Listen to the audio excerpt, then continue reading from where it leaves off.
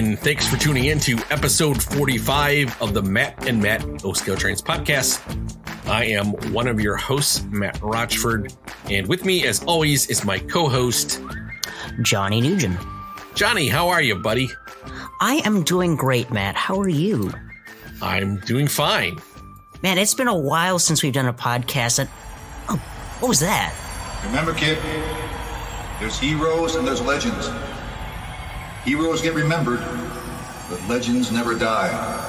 Follow your heart, kid. You never go wrong. Hey! I'm walking here! Hey, well, here we are. We're back again. Oh, God. Did you leave the back door open, Matt? I can't believe they voted him back. I lost a bit of money on this. We finally cleared out the studio of smelling like anchovies, and now the scent's back again, man. I knew I smelled something. How you doing, Matt? It's nice to have you back, man. I'm doing pretty good. You know, it's been a little while and laughs and fun and whatever, but we're back again and we're here. So real quick, for a little update on me, part of my absence from the last episode, I couldn't make it. But from the last episode to this one, unfortunately, I had a death in the family. My father passed away. And so I want to dedicate this episode and all future episodes to my father. He was a huge inspiration. He was a man who got me into this hobby to begin with. So I owe a huge thank you to him, and he'll be very, very missed. Well, again, from myself and the podcast as a whole, you know, very, very sorry to hear about your dad, Matt. Mm-hmm. Big thanks. I really appreciate it, guys. It means a lot. We here at the Matt podcast are here for you, man. Thank you. Thank you. Mm-hmm. So tonight is our community feedback episode, and we are going to answer all of those crazy questions that were sent into us. And before I move on, I wanted to thank everyone who, you know, sent us questions, left feedback, left a review. We really, really do appreciate it. We are still planning on giving away a prize from each of us. That will be announced in our next episode 46. Because believe it or not, I didn't actually read all the questions, and I did that, or I should say we didn't read all the questions because we did that on purpose, because I wanted to be surprised. I wanted this to come off as very casual and very real when it comes to asking and answering the questions. So I'm really, really looking forward to it. How about you guys?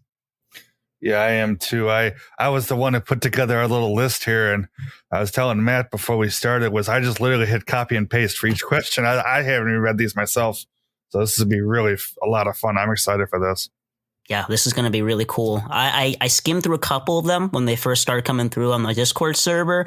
Really good questions. Didn't read all of them yet, but I'm very excited to see what the community wants to know from us and what answers we'll give tonight. All right. And as always, you can listen to us on Apple Podcasts, Google Podcasts, Podbean, Spotify, YouTube, and Amazon Music. Also, as we always say in all of our episodes, we have to mention our Discord server, which is, I believe, like over 150 members. It's gotten very large. We have new people coming in every day, and we have an absolute blast. Again, folks, it is free, does not cost anything. And all you have to do is click on that link. You will be asked if you're a great person or not. You say yes, and you will be entered into the server. You can post photos. You can chat with other people, post videos of your layout, whatever you want. So we have a bunch of mods that take care of everybody. And again, folks, it's a great place. It's a great community. So if you have any questions, feel free to just reach out to us. So and last but not least, we have a new merchandise portal where you can go and find anything with Matt and Matt on it. I've looked at the stuff. I plan on ordering some items this week and a lot more before York. But check it out. There's a link in the notes, and there's some really cool stuff there. And folks, we have a quick way to find our podcast. If you just open up your internet browser, you can go to m&mpodcast.com. That is MANDM podcast.com. You'll take you right to our podcast homepage where you can, right from that page, you can like click play and start listening to our episodes. So just a little quick and easy a way to listen to us if you don't want to have to go through any of the the podcast social media apps. Before we start, I want to give a shout out to our sponsor, Trainz.com. If you are looking for a great deal on used and new model railroading products and want top-notch service, then please head over to Trainz.com, where they have over 120,000 products with new ones added every day. You can also sign up for their newsletter to see newly listed and newly discounted products and receive advance notice of upcoming promotions. Now, I've been using Trainz.com myself as well as my co-hosts, and we highly recommend them to our listeners. Now, if you're like us and you're always on the lookout for your next engine, join the Trainz Rewards program to earn points on every purchase and unlock future discounts. And if you're an avid collector and want first dibs on new items, sign up for the private card membership to get early access to new listings, earn 5 points per dollar spent, and unlock great benefits like no questions asked returns. Now, guys, don't forget that you'll need parts to keep your engines and cars operating smoothly. And to do this, Trainz has a collection of 15,000 plus parts available on their website for any item you may need. And also, if you're interested in downsizing your collection or know someone who is unfortunately leaving the hobby, Trainz also buys collections. So head over to sellmytrains.com to get a quote. And Trainz makes it easy to sell your collection. Now, if you do plan on buying from them, please use our affiliate link, which is www.trainz.com/MMOP. You can also use our unique one-time promo code MMOP for $10 off a single purchase on the Trainz.com website. All right. So without further ado, let's get started here. Matt and Johnny, you ready for these questions?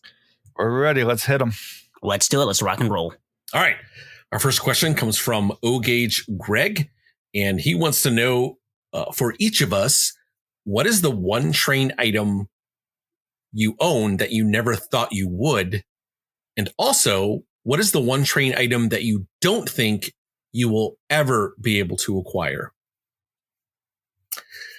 Since I asked the question, I will start out. I would say the one train item that I own that I never thought I would, probably my third rail interurbans. Never thought I would find these. I got lucky one day. They popped up on Trainz.com. They came as a set. I believe they came out in, I think it's like 2007 or 2008. Not 100% sure. But I've seen these before, on a couple of YouTube videos and a couple times in images. Never thought I would own them. Absolutely love them. They are all brass. They are interurbans. It's a 3-car set, and I absolutely love them. And what is the one train item that you don't think you'll ever be able to acquire? Man, that is a really tough question. Probably the original Lionel Girls train set. I do kind of have that on my radar, and because of the cost associated with it and the fact that it's hard to find like original, like in the box, I would say that's probably the one that I'd probably never be able to acquire. How about yourself, Matt? See. So for the first part of the question, item that I own now, it's a toss up between two really. And one of them is kind of a little bit of a running joke. It's the Unshrouded J from 2001 from MTH. And I say it's a running joke because our buddy Sid did the rare and unique steam engine video, and he had that in the A2 Burke. And it's funny because now, you go on eBay or Trainz or somewhere and you almost trip over them. I just see so many of them now. So that's pretty funny. That one and the S3 Milwaukee Road Northern. Johnny, big thanks again for giving me a little hand with that. And that was one of those engines I've always liked. I ran one number of years ago. and never thought I would have it. And I do. I love it. And it's just a fantastic piece. And for the second part of the question, what's something I don't think I'll ever be able to acquire? Oh man, that's a hard one. I think I'm gonna have to go with my holy grail for the time being. That's the Coors Light Silver Bullet set. You see them pop up occasionally, but the catch to that one is the cost. I mean, it originally sold for around, I think it was like $500 or $600, something like that, for just the main set. I mean, you go on eBay or places like that, and they're asking $1,200-$1,500 for just the main set, not even the add-ons. It's like, great set, really cool, but it's like it's a little bit of a sticker shock on that one. But yeah, we'll see. Who knows? I think for me personally, there's two items I think I don't think I'd ever have owned, but I do now. One of them, I'll have to tail Matt Z on this one, is the Lionel Legacy S3. That was my first ever Legacy steam engine. And to start off with such a powerhouse at the very get-go when I first got back into the hobby, that was absolutely stunning. The other one that I never thought I'd own would probably be the one I just got a couple days ago, is a Scale Legacy Whistle Steam Class A, which is a Proto 1 upgrade to Legacy by our good buddy Sid.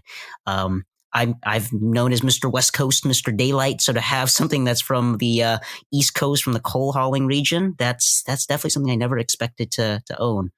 But something that I don't think I'll ever be able to acquire, the Vision Line Big Boy, especially number 4014, that's one that I really doubt I'll ever get my hands on, or at least not for a price that my wallet will be happy with. But I'm going to go off the beaten path and not say an engine. I'll actually say a passenger car. Or passenger cars. I don't think I'll ever be able to acquire a full set of K-Line Superliners, the Amtrak Superliners. They're beautiful cars. I'd mentioned in past that I had actually got to play with the high-level cars, the Santa Fe versions, and I want them really bad, but I don't think I'll be able to foot the bill for the entire thing. But yeah, those are definitely mine. All right, so our next question comes in from our good buddy Chris Montagna, or Chris's Trains and Things. And he asked the following. He asked, what are your fondest memories that you've had related to the hobby?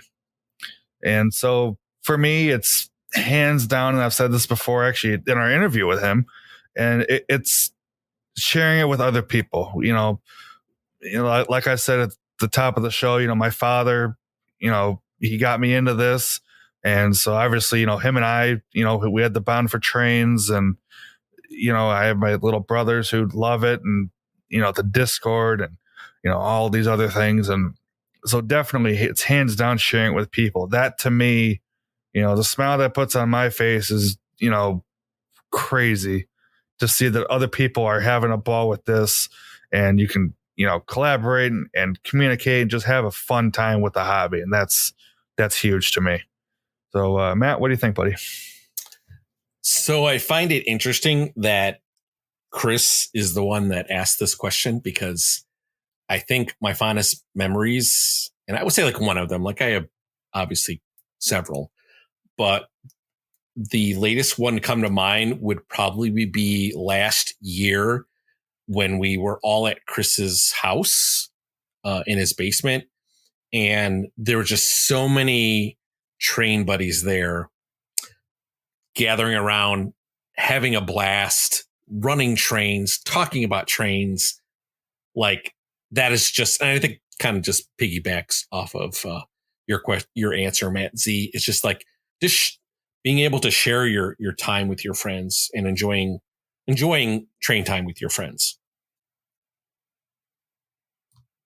I'm going to piggyback off of that as well. Definitely my favorite memory has to be York of last year.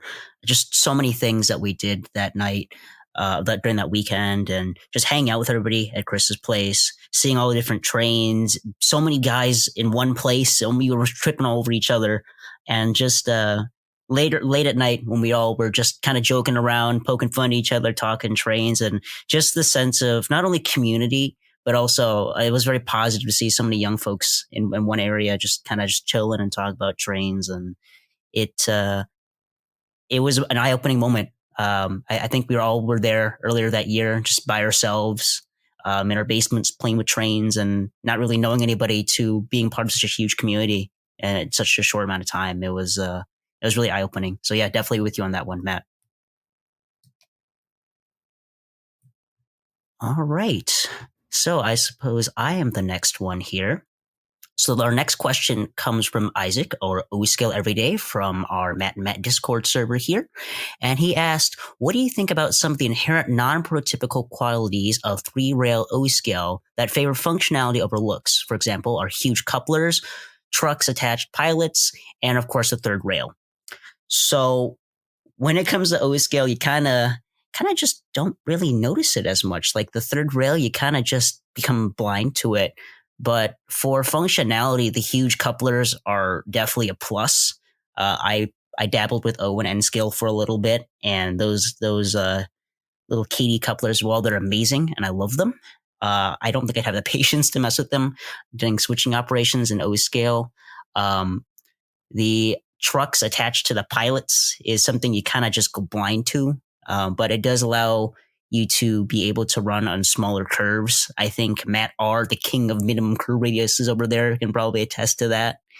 And of course, the third rail, like I said, it's just something you kind of just associate with O scale, and it's kind of nostalgic. I mean, my layout, when I weathered my rails, I weathered the middle rail too, because I'm like, well, it's there. I'm not going to pretend like it's not there. It's part of the layout, and I love it. But it helps with reliability, makes wiring a heck of a lot easier than 2 rails.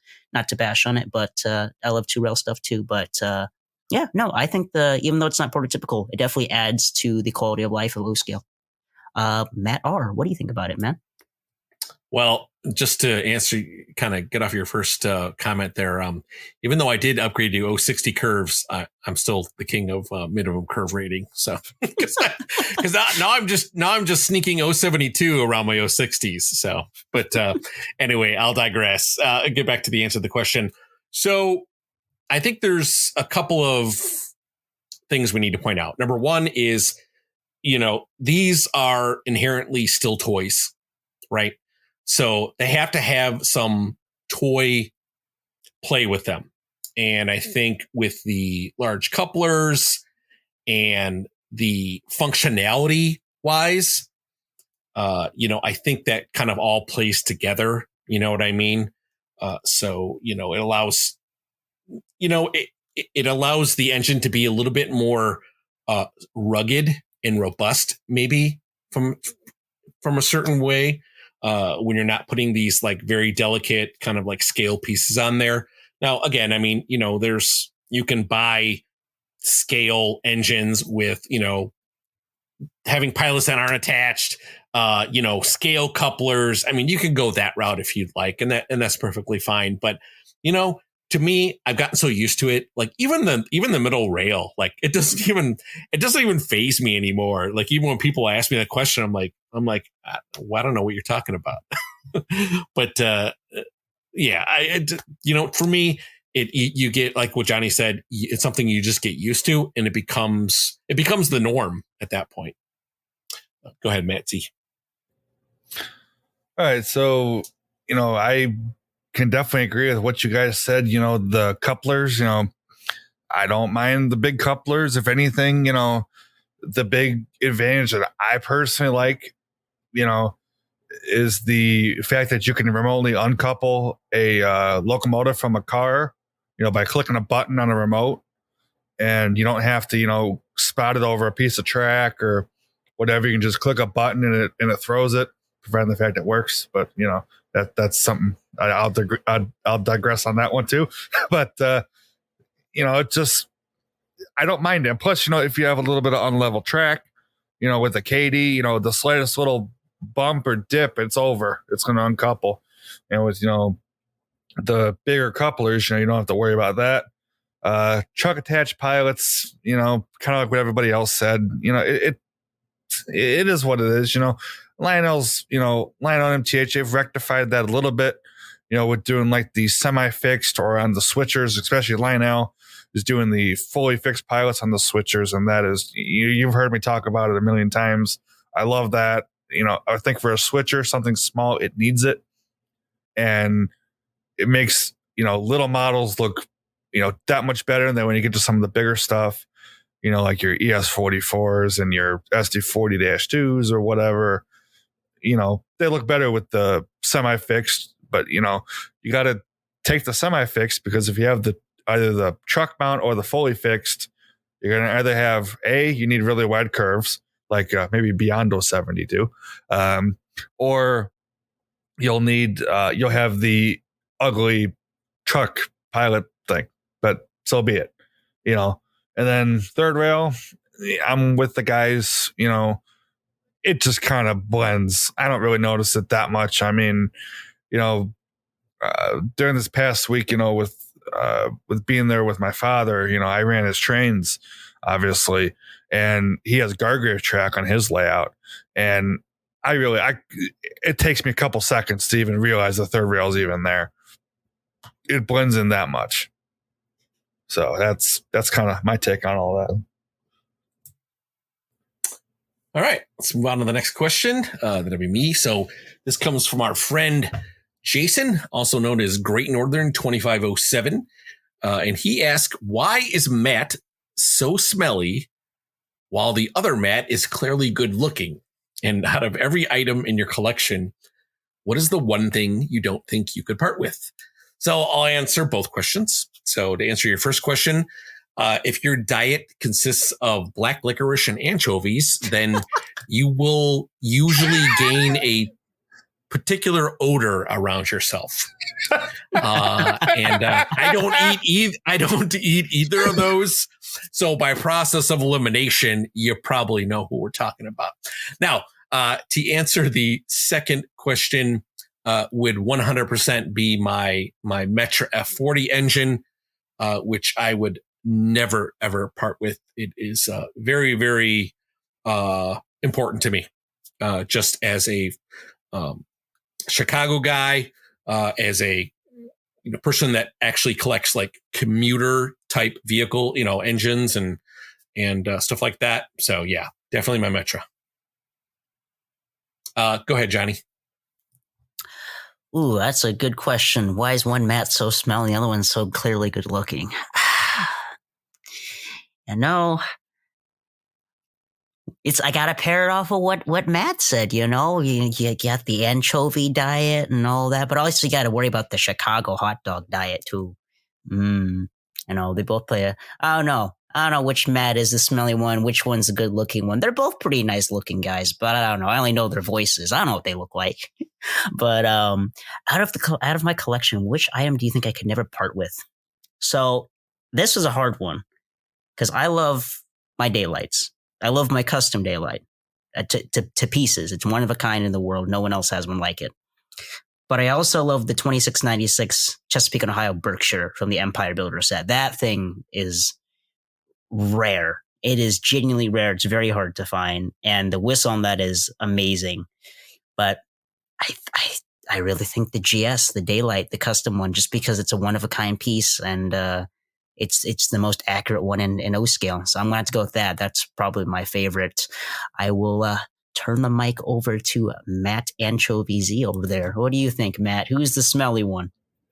Man, I don't know. I kind of agree with your backstab to both of us, me with my anchovies and Matt with his hot dog. Now, if you put the two together and have the Chicago hot dog with anchovies on it, Sinful. Then what do you get? You are off the podcast again. What do you get? A travel ban from Chicago. What an atrocity you just said. Next thing you're gonna want to put ketchup on a hot dog. No. No ketchup. Absolutely no ketchup whatsoever. Mm-hmm. No. Mustard and relish. That's how I go. And anchovies for you. And anchovies. We'll send you a special hot dog when you come to Chicago then. Okay. That sounds great. I love it.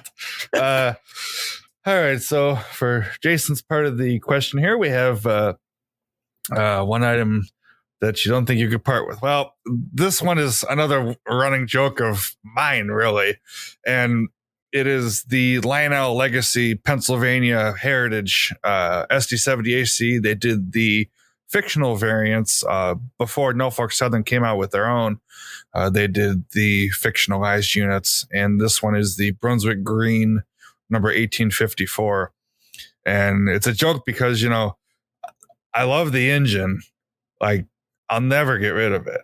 But I run it like twice a year with my modern stuff that I dig out like twice a year. So it's like, it's in the engine house. It sits there and I pull it out, twice a year and have fun with it. But I could never get rid of it. That engine, that just means a lot to me. It's a really fun engine. The horn is killer. Probably one of the best legacy diesel horns I've ever heard. Just a great engine all around, and I could never see myself letting that one go. If times got super, super desperate, maybe, but let's hope those days never come. You heard it here first, folks. Matt runs that engine as often as I upload videos. That one's a you said it, not me.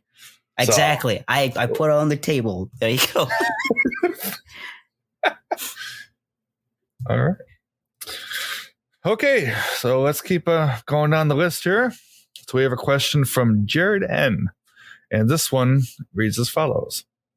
If you could take one of your friend's trains and keep it for your layout, which train would it be? So, oh man.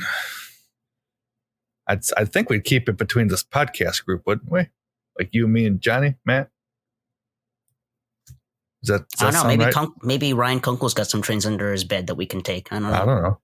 I know Dave Olson said he's got the OG Southern Pacific Heritage. And I wonder who has mine.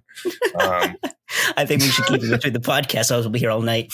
All right. So for me, I don't know, Johnny. The more and more you show off that custom GS that I had a hand in doing the sound set for, you're welcome. That one, I really like that engine. Carmine did a killer job with the paint. Us sound guys did a great job with the sounds. That's just a really, really unique engine, and that would be my choosing anyway. So, Matt, what do you think? Oh, I'm going to cheat a little bit because I already did that. So you and Johnny can't. Johnny and I share trains back and forth, regardless anyway. But he did have the believe it or not, Johnny had a GS4. I know that sounds kind of weird, but he had the BNSF GS4, and I through some magical spells. Incantations, I was able to acquire that engine. So yes, he had it first, and then I became the owner of it. That was good. Actually, that's a really good question, Jared. Magic spell? You just hit me with a baseball bat. What are you talking about? That's a magic spell. It's a night spell. I was wondering what that was. I thought my headphones were bugging out for a second. It's the Chicago way. The Chicago way. I think out of the pieces out of both your collections, I'm going to have to say I would take the Matt's Holy Grail. I'm taking this to my grave engine. I want that F40, that match F40, mostly because it's Metro names their engines after towns along their routes. Matt has the West Chicago unit, which is the town that I currently reside in, West Chicago. So I was very jealous of Matt when I first found his YouTube channel and that he saw that had that engine. And my first episode of the Matt podcast I listened to was one with Sterling on there, or Ravenhawk 6910. And I distinctly remember being in the car, listening to these guys go on and on and on. And them talking about, I love PFA sequences. I love the ones that are local to me. And Matt R is sitting there, all chipper. Yeah, I have the West Chicago Heritage Unit. I have the West Chicago Metro Unit. And it goes through my town and it lists all these things. I'm like, ooh, this guy, I want to take his Metro F40 one day. And believe it or not, ever since we became friends, Matt's kept it under a glass case so my grabbers can't take them. Put it this way, Johnny.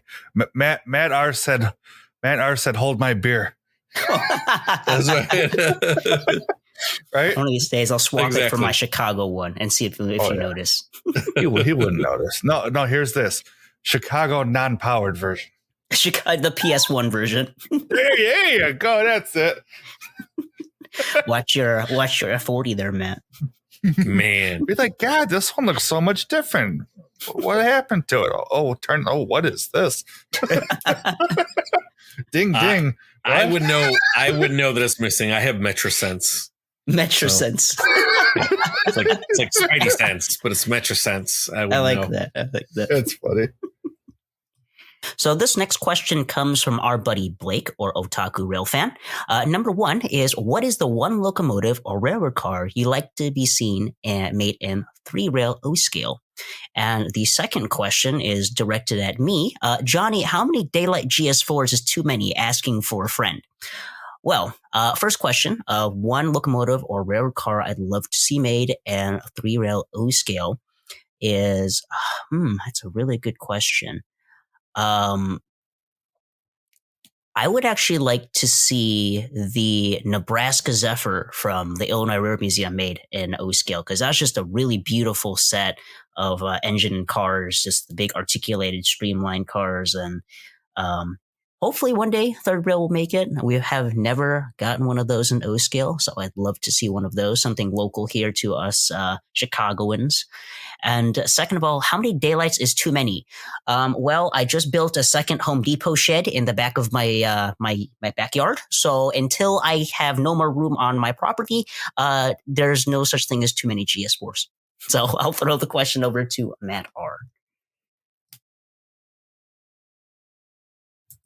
All right, Johnny. So I think I can answer this fairly without any uncertainty, and that would be the Metra F59 PHIs in the heritage colors, like the Chicago and Northwestern heritage color.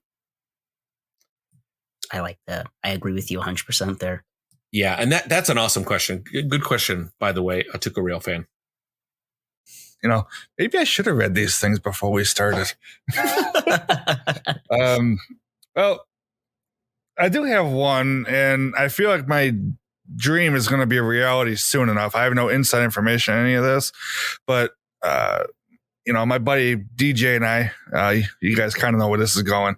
We're big into the, I think those things are, what's it? Subway? Yeah, that's it. Subway. Yeah, come on. You knew it was coming now. Oh God, they're back on it again.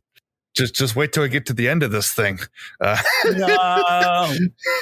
But the post general overhaul R32 subway card, that would be really cool. I have 2 sets of the pre-GOH that they did, the N and the D, and I've always wanted the post general overhaul look. One guy did modify one car. It's on YouTube. I did a video on it, and it's really cool, but it would be nice if a manufacturer did one to be able to, spend your money and buy it. So I don't know. We'll see. I guess time will tell.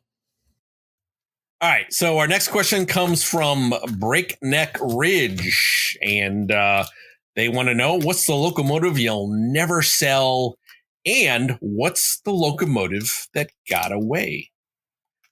So the locomotive that I'll never sell is definitely my Metra F40. Well, hopefully I don't have to go back to that Metra F40 several times. I never looked at any of these questions. I promise you I won't use Metra F40 for every answer. What's the locomotive that got away? So I'm kind of guessing that this is maybe something that I was trying to buy, and for some reason either I got outbid on it, or I just wasn't. I saw it and then I went back for it and it wasn't there.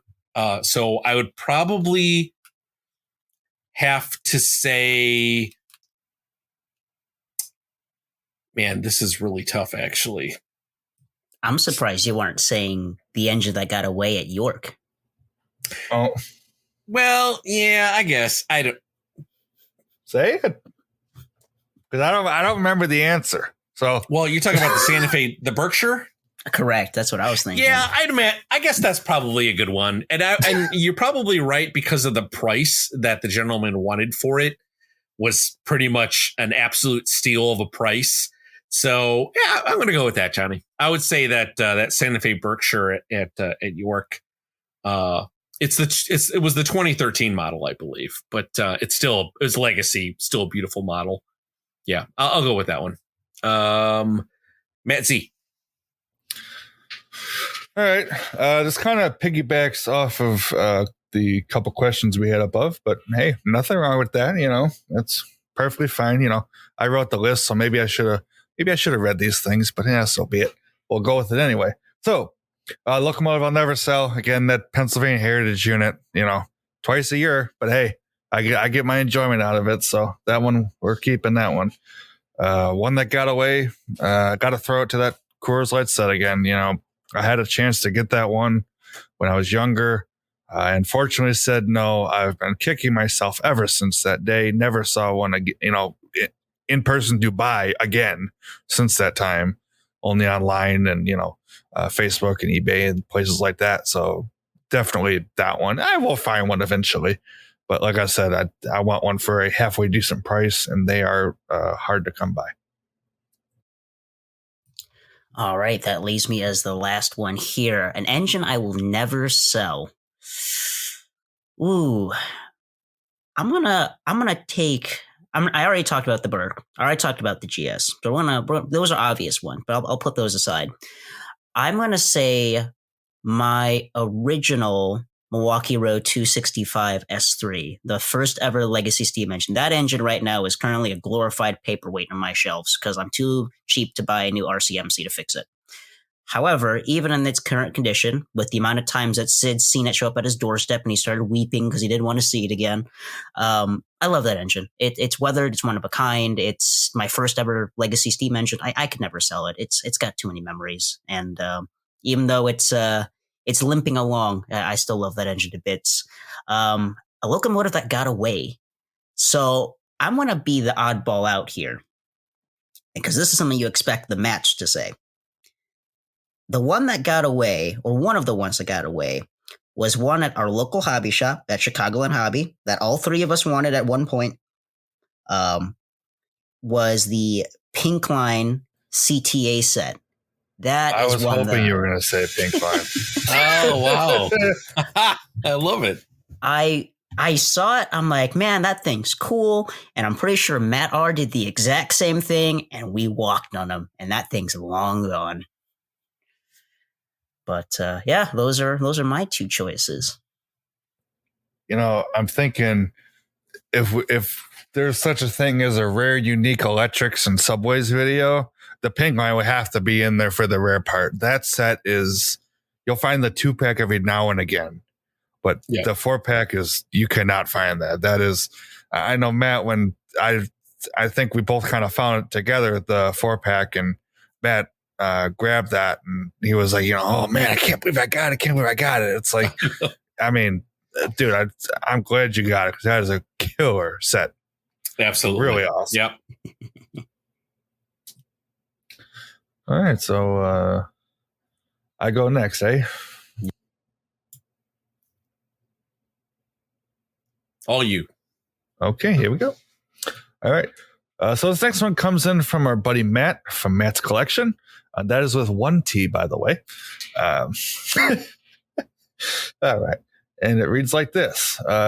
Would you ever like to see a movement where 2-rail makes a massive return to O-scale? And if so, should it replace 3-rail? And I actually just had this conversation with a non-trained person the other day, as a matter of fact, and was telling him a little bit about 2-rail. And, for me, I don't see it being what 3-rail is. And by that, I mean, in 3-rail, we have, the cool sounds, the smoke, these advanced things that these engines do, like, take the Vision line pieces, all the steamers and, that sort of thing. And plus, that's where the fun comes in. And plus, I feel 2-rail is very nitpicky, if that makes any sense. They want everything to be accurate, and so things like fantasy schemes, forget that. You'd never see that. And plus, with two rail, you need really wide curves. I mean, a two rail minimum is 072, and that's being nice. You got curves that are way, way, way bigger in two rail than in three rail. And so to me, I don't personally see it as being, like the next three rail, but I think it'll, be what it is and maybe keep going. But you know what? I think again, time will tell. So Johnny, what do we think here? So return to two rail. So I'll admit, when I first got back into the hobby, I heard about two rail, and I'm like, it's just a big HO, but it's more than that. It's definitely for the person who's more interested in scale, in accuracy, and the brass side of things, more so than what third rail offers for the 3mm market. And it's definitely for the modeler rather than just the enthusiast, is the best way to put it. You definitely need huge curves. You need to have a lot of patience. And finding a good two rail dealer to buy stuff from is very difficult. Here in Chicago, we're fortunate enough to have Displays. They're great for two rail stuff. But I don't think we'll fully see two rail be as popular as three rail. However, the aspects of two rail, we're seeing like KD couplers and stuff like that. That is definitely making a big. It is becoming more prevalent as time goes on. You have folks like Norm or Rich Batista or some of the folks in the Matt Discord server. They have wonderful three rail scale layouts or collections. So I don't think it'll ever get to the point where two rail will be fully in the limelight once again, but it's definitely increasing in popularity, or at least aspects of it are bleeding into three rail. How about you, Matt? So what I'd like to see a movement where two rail makes a massive return to O scale. I'm a big fan of anything like obviously just coming out of the woodwork and making a very profitable return to O scale. Should it replace three rail? No, absolutely not. And my answer to that is, three rail is very nostalgic. It is very driven into the O scale community. It would be very hard for anything to replace three rail O scale. And I don't, although I do think, two rail is absolutely stunning looking. Some of the engines are just fantastic looking. Yes, it rides on a more of a realistic track, so to speak. But there's just something about three rail that just is, been doing it for so long. It's like second nature. So, but I wish both two rail and three rail, I hope they're both profitable, and I hope they're both here for the long haul. Yeah, for sure. I'm just going to tack on really quickly in there.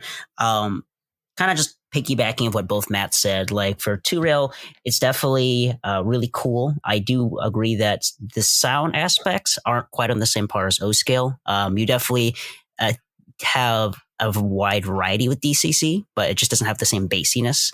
But it is a really cool scale, and it's definitely something nostalgic and something that, like I said, the more precisionist modeler seems to be into. But moving on to our next question, and this is kind of one we've been asked a couple of times already, but I will say it again. This is from Legend Driver C. This will be, what train is your holy grail, and do you own it? What is my holy grail item? I am not currently on the lookout for anything crazy, but to avoid me saying the same engines again, I will say holy grail at the moment is the third rail Southern Pacific MT5. That is something that I've been eyeing up for a long time, and I do hope to be able to find it soon. Who knows? Maybe I'll find one at York, so fingers crossed. How about you, Matt R? I've considered myself to be pretty lucky that I've been able to find over the last several years. I've been able to find a lot of things on my wish list / Holy Grail list. I would say that the one I recently purchased was my Holy Grail. That is the Santa Fe 100th anniversary set. That comes in the really beautiful war bonnet box. I just did a review on it on my YouTube channel. Without a doubt, that was definitely my Holy Grail, because that kind of signifies everything there is about Lionel and Santa Fe and kind of their history together. So yes, I would say, that is my Holy Grail, and yes, I do own it.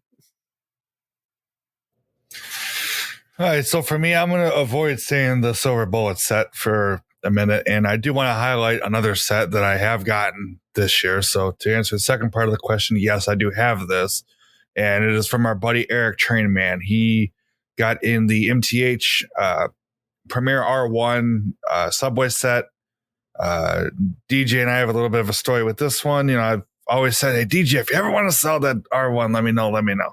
So he still has his. I now have mine from courtesy of Eric. And I asked DJ, when he was offered it to me, should I get it? I told him the price, and he was like, dude, get it. So I have it. I love it. It's a great set. Still on the lookout for that Silver Bullet set, though.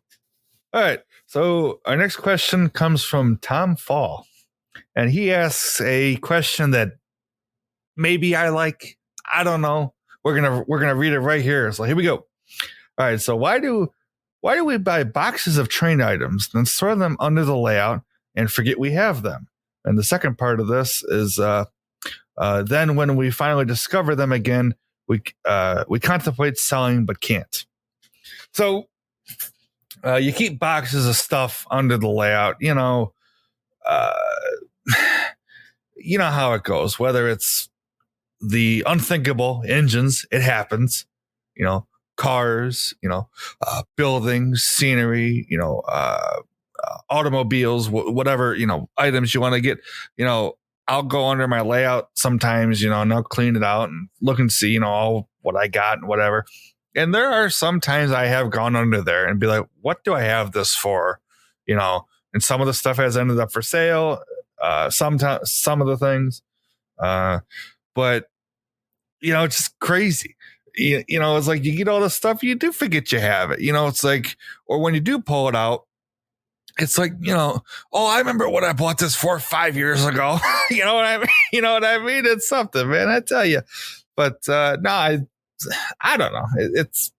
I don't really have an answer for that one. But I guess it's just a fun little joke, I guess. Matt, what do you think? I have 2 words: impulse purchase. And I think everybody here and a lot of our listeners probably understand those 2 words, because we tend to see things that pop up and you don't want them to get away because you feel like, well, if I don't get it now, I may not get it in the future. And you buy them and you put them under your layout because now you have it. But it might have been so insignificant that you just don't even put it on your layout to run it around. And then years later, you find it and you're like, oh yeah, why did I buy this? Like, do I want to sell it? But what if I don't ever find it again? So it is impulse purchasing and emotional attachments usually is why we run into that situation. And we all have our vices. It's always going to be something that we're going to run into. I try, not to make this really long and long-winded, but I do try to go under my layout every now and then, or in my storage area, and try to pull things off that I don't run and sell them again, so I can kind of keep my revolving inventory, so to speak. But that doesn't always happen. Go ahead, Johnny. Hold on, wait. What's an impulse buy? I don't know what that is. You got to enlighten me on that one after the show's over, Matt. Sure. Impulse buy. I don't know what that is. So let's see. Why do we buy so many boxes of Train Up? What are boxes? I don't know what boxes are. I don't know any guy who What's keeps a box? boxes. I don't know what those are. What the thing? I don't know. Things that surround your trains, the things that prevent you from getting to them. No.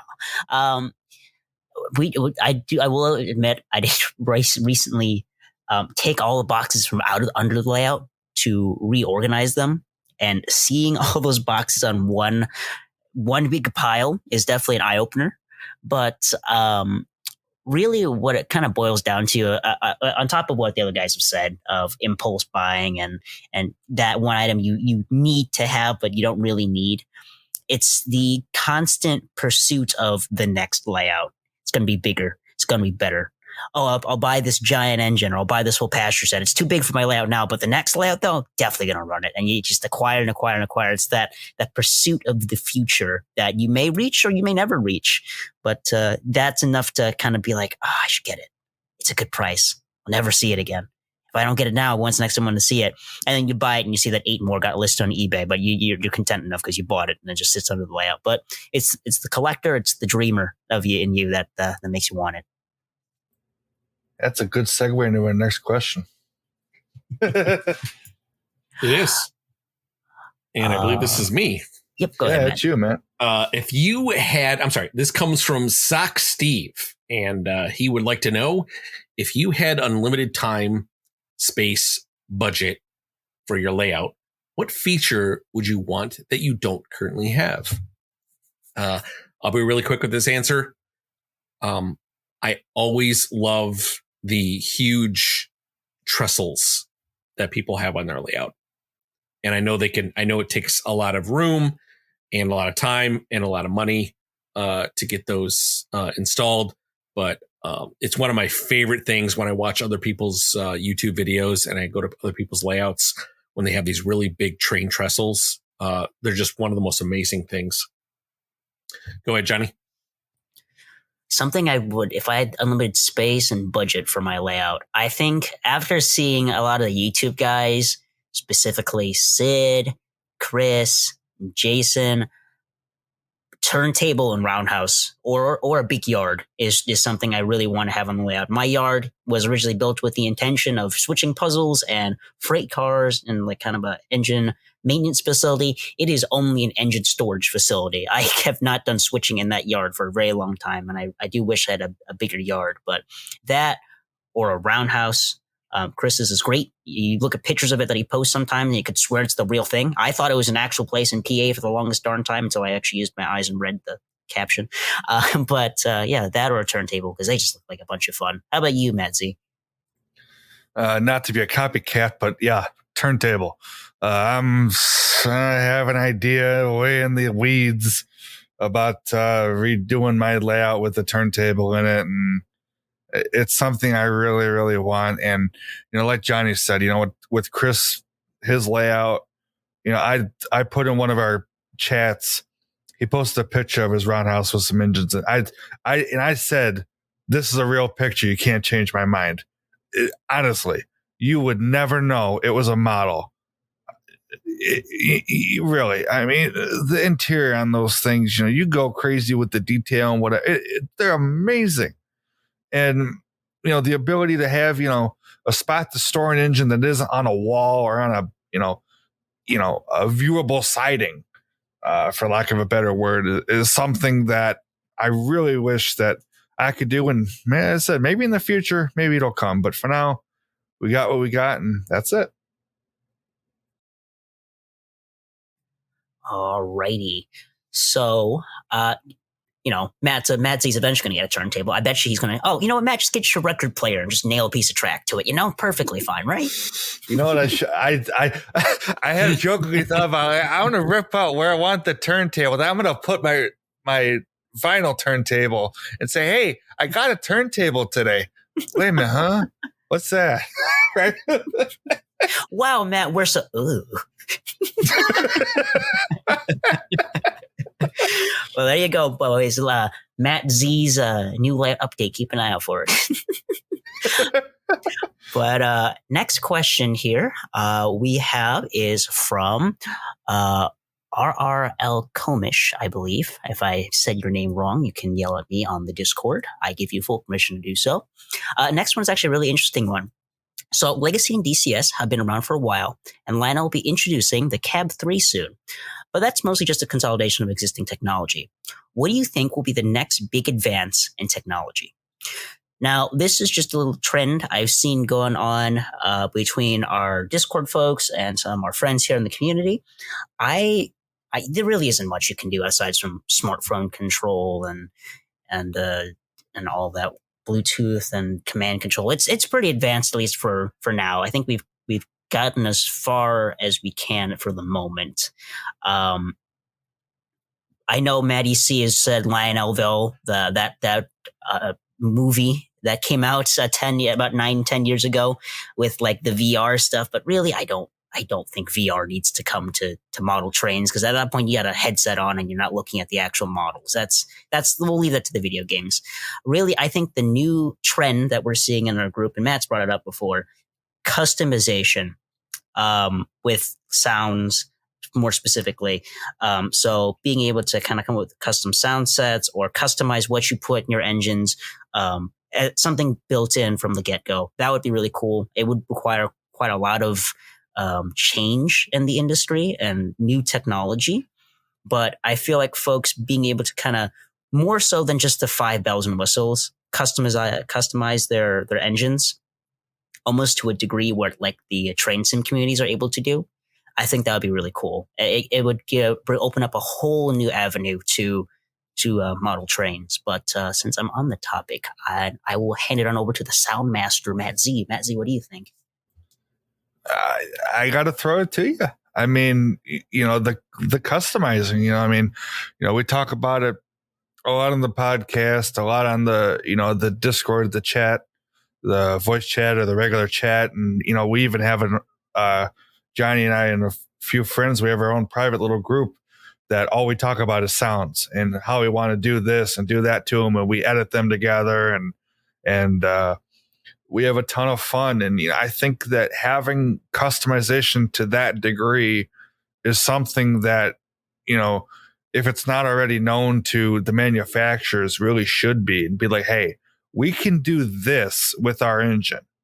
We can take a recording of a real train, throw it on there, and it's going to sound great, and it'll be what we want it to be. There's Isaac, who asked a question earlier. He's done full-on custom sound files from a show that him and our buddy Blake watch. And he made a completely custom sound file for this big boy. For the show, it's called The Big One, but it's a big boy. And it's that level of customization that was previously unheard of in the hobby. You can now do it. You can take that file and completely change it. Nothing is MTH anymore. People have done this. Nothing is MTH, not an air release, nothing.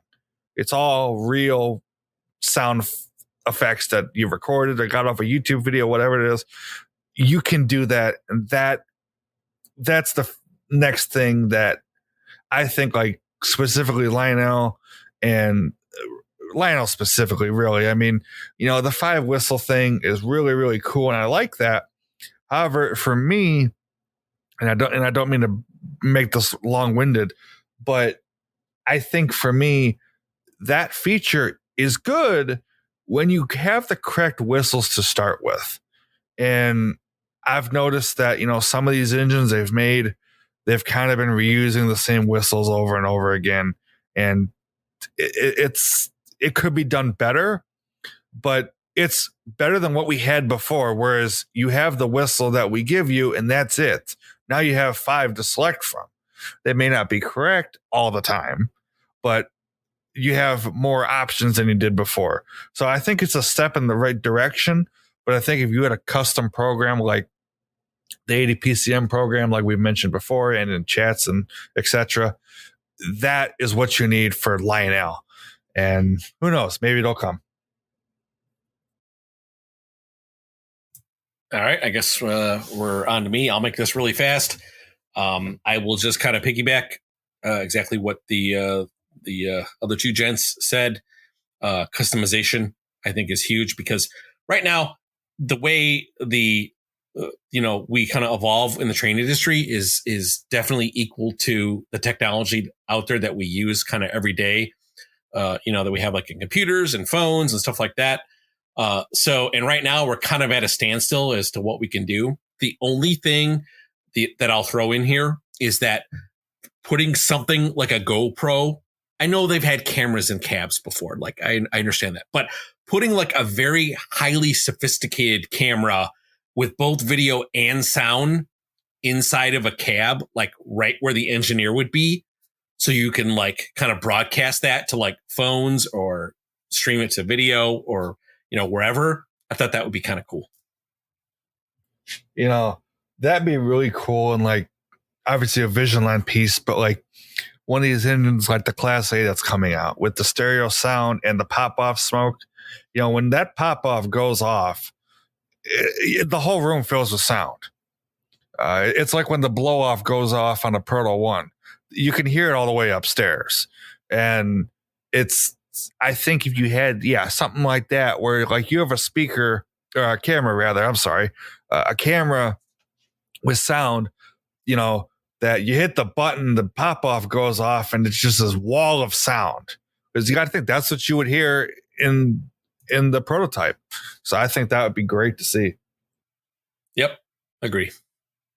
All right. So next question comes in from our buddy, Maddie C Trainz. And it reads like this. What are your favorite layouts that you visited or have seen on YouTube that you wish to visit someday from the O-Gauge community as a whole? So for me, I have, like other people do in the community, have a train club. It's a national club. It's called the TTOS, or the Toy Train Operator Society. And they have a local division where I'm from here in New York. And we've had the opportunity every March, it is, and to go visit other people's layouts. I've met my friend Rich there. My grandpa's known him for a long time, and I've got to know him over the past about 5 years or so with the trains. So we have fun with that. And so I think, as far as like local to me, there's this guy that I really enjoy. His name is Frank Battaglia, and he's on YouTube. Check him out. On the Discord, I'll throw a link somewhere in one of the chats when this episode gets published. You can check him out. But he's got a collection for years. Let me tell you, he's got floor-to-ceiling shelves of you name it, it's there. A layout to match. It's a ranch-style basement. It is huge. It is just wall-to-wall trains. It is really cool. It's great. And as far as like a YouTube guy, our friends, Chris, Jason, actually both Chris's, Jason, Eric, Siegel, of course, you Chicago guys, obviously. I'd love to see all your guys' stuff. So one day we'll make that dream a reality. How's that sound? Well, I was all down for it until you said anchovy hot dogs. So now I don't know about that. Tell me about it. All right. Hit it, Johnny. Let's hear it. All right. Favorite layouts that I've visited. I think out of the ones I've seen so far, definitely Chris Trainz and Things. His layout is definitely up there. Very impressive layout. Very fun layout to run on. Really enjoyed hanging out with him and doing that. Really fun to go to Sid's place and run trains with him. He's got a really fun layout too. It really helps you to focus on running the trains there, and it's just a really cool space he's got. Layouts I'd like to visit on the list, definitely Norm Charbonneau's layout is a must. At some point, I'd love to see that. Oh, of course. How can I say? I really love Jason's layout as well. I've already seen that one. I got to see that Trainpalooza. We'll see it again soon. But the other one I'd like to visit that's high on the list right now is RBP Chris, RBP Trainz, his layout. That one is just one I feel like would be really super fun to run on. And all of our East Coast buddies who've already had that privilege of running at Chris's house, very jealous of you guys. Hopefully we can break into Chris's house at some point, with his permission. But how about you, Matt? What's on your list? Yeah, so the layouts that I've already visited, definitely Mr. Chris M. Was able to visit his layout last year at York, as well as Sid's layout. I was very, very happy to, take what I was used to seeing on video and actually seeing it in person was fantastic. Ones that I'd like to see, would really love to go visit Eric Siegel's layout. Obviously, somebody that I've been watching for a very, very long time, and would be love to go see his layout. And then number 2, one of our friends of the podcast is Mr. Steve K. In New York. I love his videos, and I just his layouts. He has 2 of them. He has a modern one and a an old post-war one, and I would love to see his layouts in person. I'm so glad you said Steve, because I was sitting here silently going like, oh God, I forgot to say Steve. I forgot to say Steve's layout. So I'm glad you got it. You already missed it, and Steve hates you now. Dang. I'm never going to get to go to Steve's house now. Oh, nope. Well. You're uninvited. It's a +1 over Steve for me, dude. His layouts are great. Mm-hmm. Okay. Moving on. I believe it is me. So Eric Trainman asks, one item you'd love to see made in O scale that hasn't been done before. All right, Eric, great question. I would love to see them make the BN1. That's the Burlington Northern E9s. You can find that one at Illinois Railway Museum. That's never been done in at least O scale that I'm aware of. I'm sure people have done custom runs, but I've never actually seen one like right from the manufacturer before. So would love to see that. How about yourself, Maddie Z? Maddie Z. This reminds me of the episode where it was the 4 Matts. Maddie Z or Maddie, whatever one it was. All right. So again, Eric, great question. Really like it. I'm going to go throw Johnny here one that he said earlier, and that would be the Nebraska Zephyr. 2 reasons. A, MTH already made a sound set. They made the E8s with the Nebraska Zephyr. And 2, I could customize that because it has in the I Love Big Trains video, they have the bell going, and it sounds very similar to a Proto 1 E unit bell. So I could have fun with an MP3 of that. But yes, I do really would like to see that made. Well, who knows? Maybe one day. I can imagine Great Northern Jason is just sitting in his room right now, listening to the podcast, going, "IRM piece, Nebraska Zephyr," and just like going nuts right now because we're saying all these cool pieces. But I'm gonna throw a wrench into the works here. I'm gonna say something I'd like to see, and I brought this up on the podcast before. Vision Line Steam Rotary Snowplow, please, with all the smoke features. Something we haven't seen. Unique piece that would be pretty cool. Hopefully wouldn't be too expensive either. But that's something I would love to see personally in O scale. Because it'd be a non-powered unit and be pretty cool. Neat novelty piece.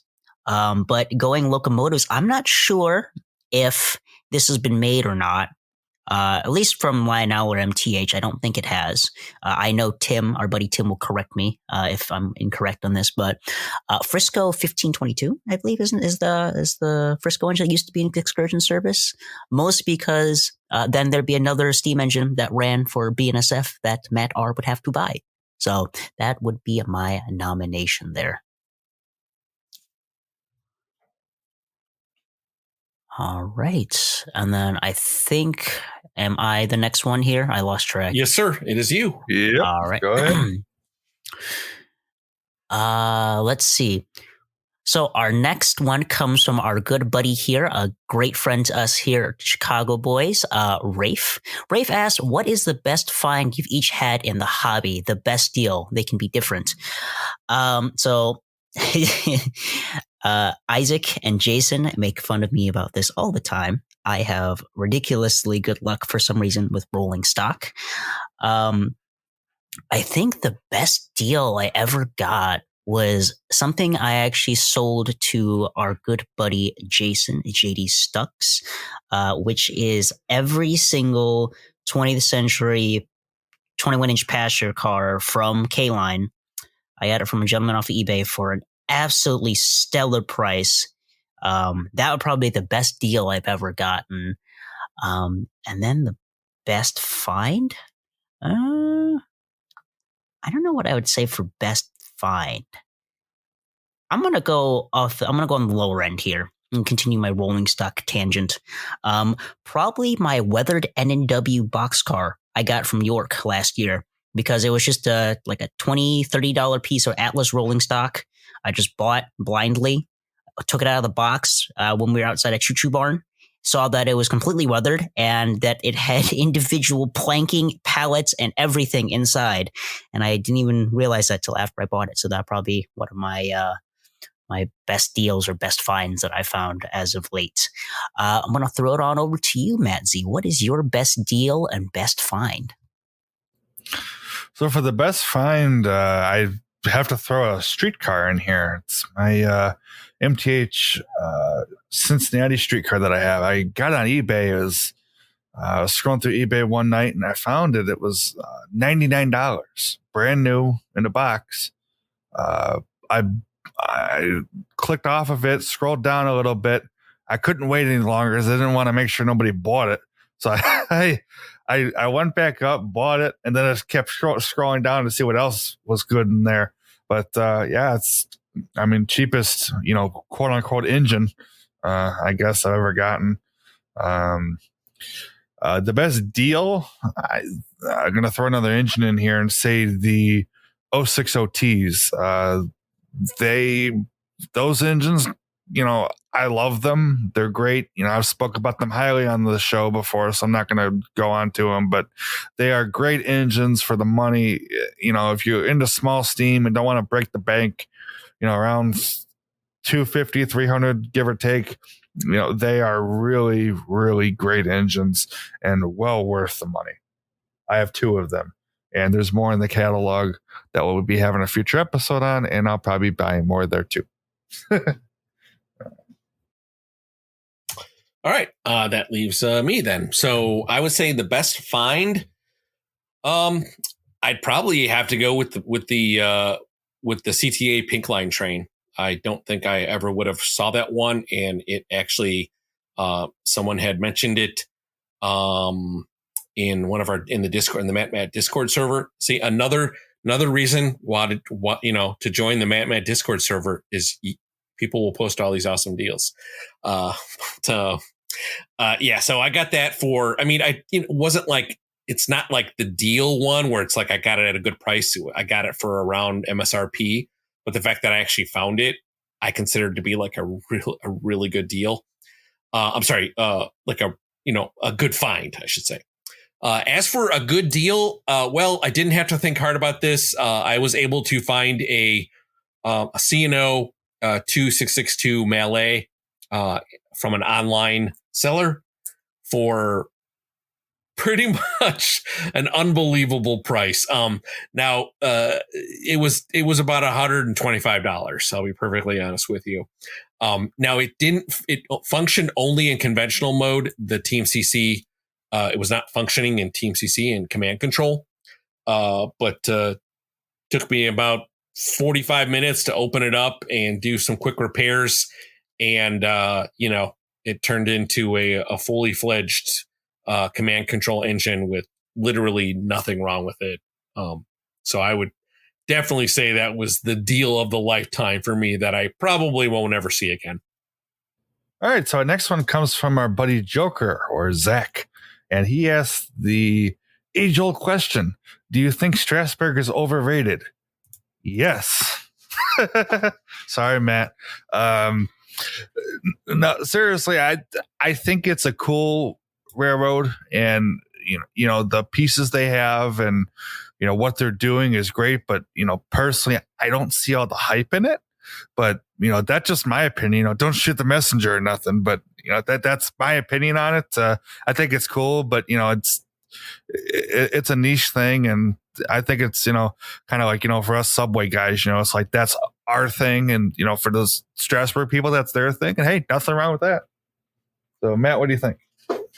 Well, I think when you got to be careful when you use the word overrated, because overrated is kind of a relative term, and it's based on an individual's value of something.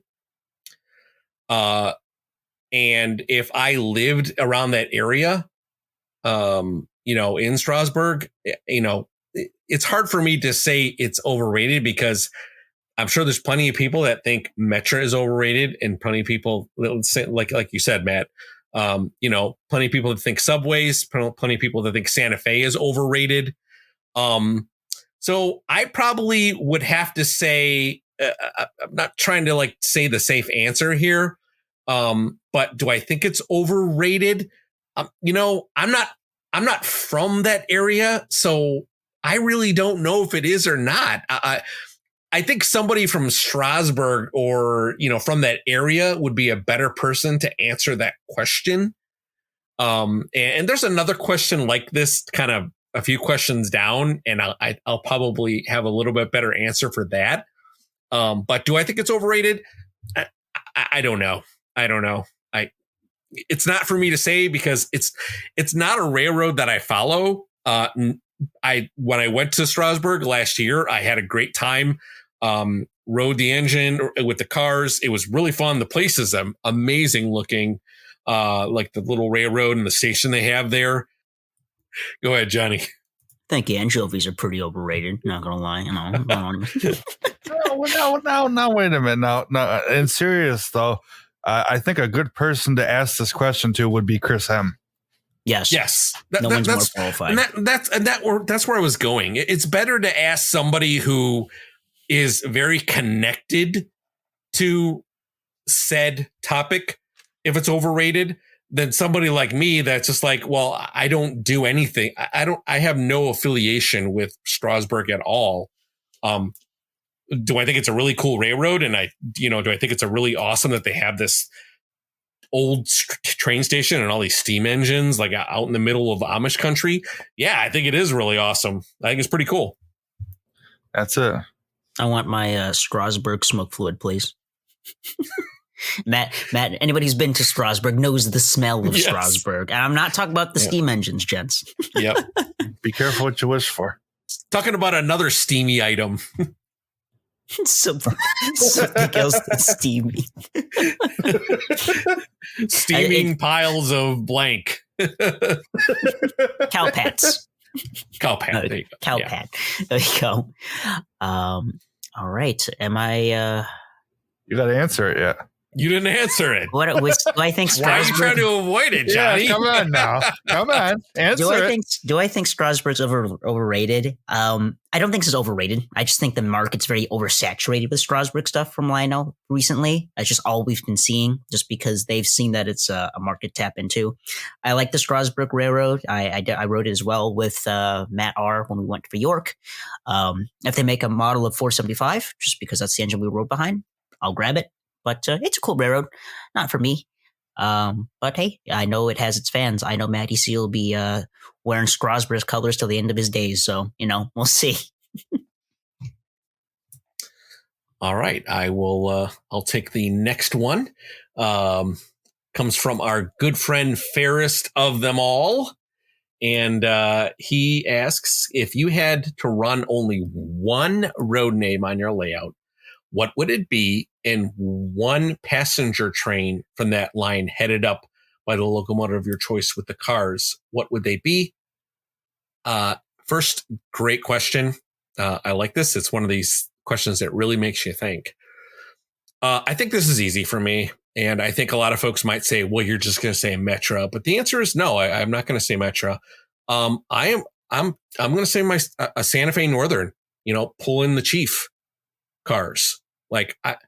That is the absolute answer. When you say like one road name, like for me, Santa Fe has a deep meaning for me. And then, what's more iconic than like a steam passenger engine, right? A lot of people that know me or watch my videos knows that I'm a huge passenger, type person. I like passenger type engines. I like passenger cars. I usually only run passenger type, items on my layout with the occasional freight things here and there. But 100% Santa Fe Northern with pulling the Chief. How about yourself, Matt Z? Carmine, really good question. Like Matt said, it's definitely a head turner and thinker and scratcher and, all those sorts of things. For me, if I can only run one road name, New York Central, hands down. The variety of, what they have. And, I think a lot of these, power railroads is, I like to term it as, they all have, their pieces that really make them shine. But as far as a passenger train from said railroad, Empire State Express, hands down, preferably the all silver streamline era, like the 1941 when it first debuted. That paint and that set is gorgeous. It's really cool. It's maybe I'm going to be, kind of going a little off the deep end here, but say it's like the daylight of the East Coast. It's a beautiful, beautiful set. It's the colors and the lines and all that. It's just a great set. So that's my answer for it. So speaking of daylight, let's hear it. Ooh, one railroad and one passenger train headed by a locomotive of my choice. Man, it's almost like I had to think for a second, but no, it's obviously the Southern Pacific and the daylight. I love SP. It's what I grew up with, and I just love the colors of the daylight. Just nothing like it. Nothing like it in the world. Maybe those copycat BNSF guys, I guess, but love the daylight. What did I tell you? I knew it was going to be that. All right, so our next question comes from Billy the Kid, and man, I like these controversial questions, I guess. So it reads as follows. Why is the big boy overused and overrated? So I'm going to spin this a little bit and say I don't quite think overrated, but maybe overhyped, if that's a thing. I think, when 4014, was restored and all that, it was great to see it. But, I think, once you've kind of seen a big boy, you've seen a big boy, especially a model. I think over the last, 5, 6, 7 years, it seems like it's big boy after big boy. And that's fine. It's like, after a while, it's like, I'm done with big boys. I could go without seeing another big boy and I'd be fine with that. But, it's, I don't know. It's, I don't know. I'm just going to quit talking and run the mic to somebody else. Johnny. So I think one of the reasons why we see the big boy so often, and this is more so than 4014's return to Steam. Like that's definitely a big reason for all the manufacturers to release it all over again, just because the big boy is one of the most popular engines out there worldwide, not even just in the States. It's the biggest steam engine and the biggest operating steam engine in the world. It's got that popularity to it. Even people who don't know what trains are, they know they've seen the big boy at least once in their lives. And for a industry standpoint as well, you got to remember, these are companies that are trying to make money. They want to make models that will sell well. Are you going to choose the really obscure steam engine from a short line somewhere in the middle of nowhere, or that you don't know if people are going to order? Or are you going to put the big boy that everybody knows and everybody wants to have, the giant monster of their collection? So that's my 2 cents. How about you, Matt R., as the resident big boy owner here? As somebody with a 4014. So for me, to say the big boy's overrated is like saying Michael Jordan is an overrated basketball player. Because for me, the big boy is an iconic engine in its own right. Like you said, Johnny, it is like the largest steam engine ever produced in America. I'm sure it's worldwide too, but to me, there's something super special about it. Is it, is it oversaturated or overused? I would say yes. I mean, there's a lot of publicity behind it. There's been a lot of engines, a lot of things with Big Boy on it. Sure, people are trying to, like Johnny said, people are trying to make money on it, but do I think it's overrated? Again, absolutely not. I think it's iconic. Am I biased? Maybe I am. but I do agree that I do think it's definitely overused and oversaturated. All right. I think it is my turn to grab the next question here. So our next question comes from one of our mods from the server here, and that is Clay, or Southern Eagle Lines. And he's asked us, would you guys ever purposely get unlettered or undecorated models for your layouts and letter them? Clay, I know this is something that you're doing for your layout. I think that's super cool, dude. I've seen your custom designs for your layout and for your paint scheme. I think it's really elegant and really awesome. Would I ever personally do it myself? Probably not, just because I don't think I could justify making my own custom engine for a fantasy railroad for myself personally, or to just make a model from an unlettered model. And it's not to bash anything like that. I think it's cool. It's just I do not have the ability or the talent to do so. I will save the custom work for guys like Carmine or fairest of them all. He is scratch builder out the wazoo. So I'll leave that to him and for you guys to do. How about you, Matt R? So, good question, Clay, by the way. I think it's really cool that people take their own identities and their own, personal things in their life and want to create their own personal train line. I think that's amazing. For me, probably not, or I should say most likely not. It's just, number one, like, I don't have the patience to do any detailing. Like, I'm awful at painting and like little tiny things. Like, I would mess it up if anything. Although I would like to have the Anchovy Express.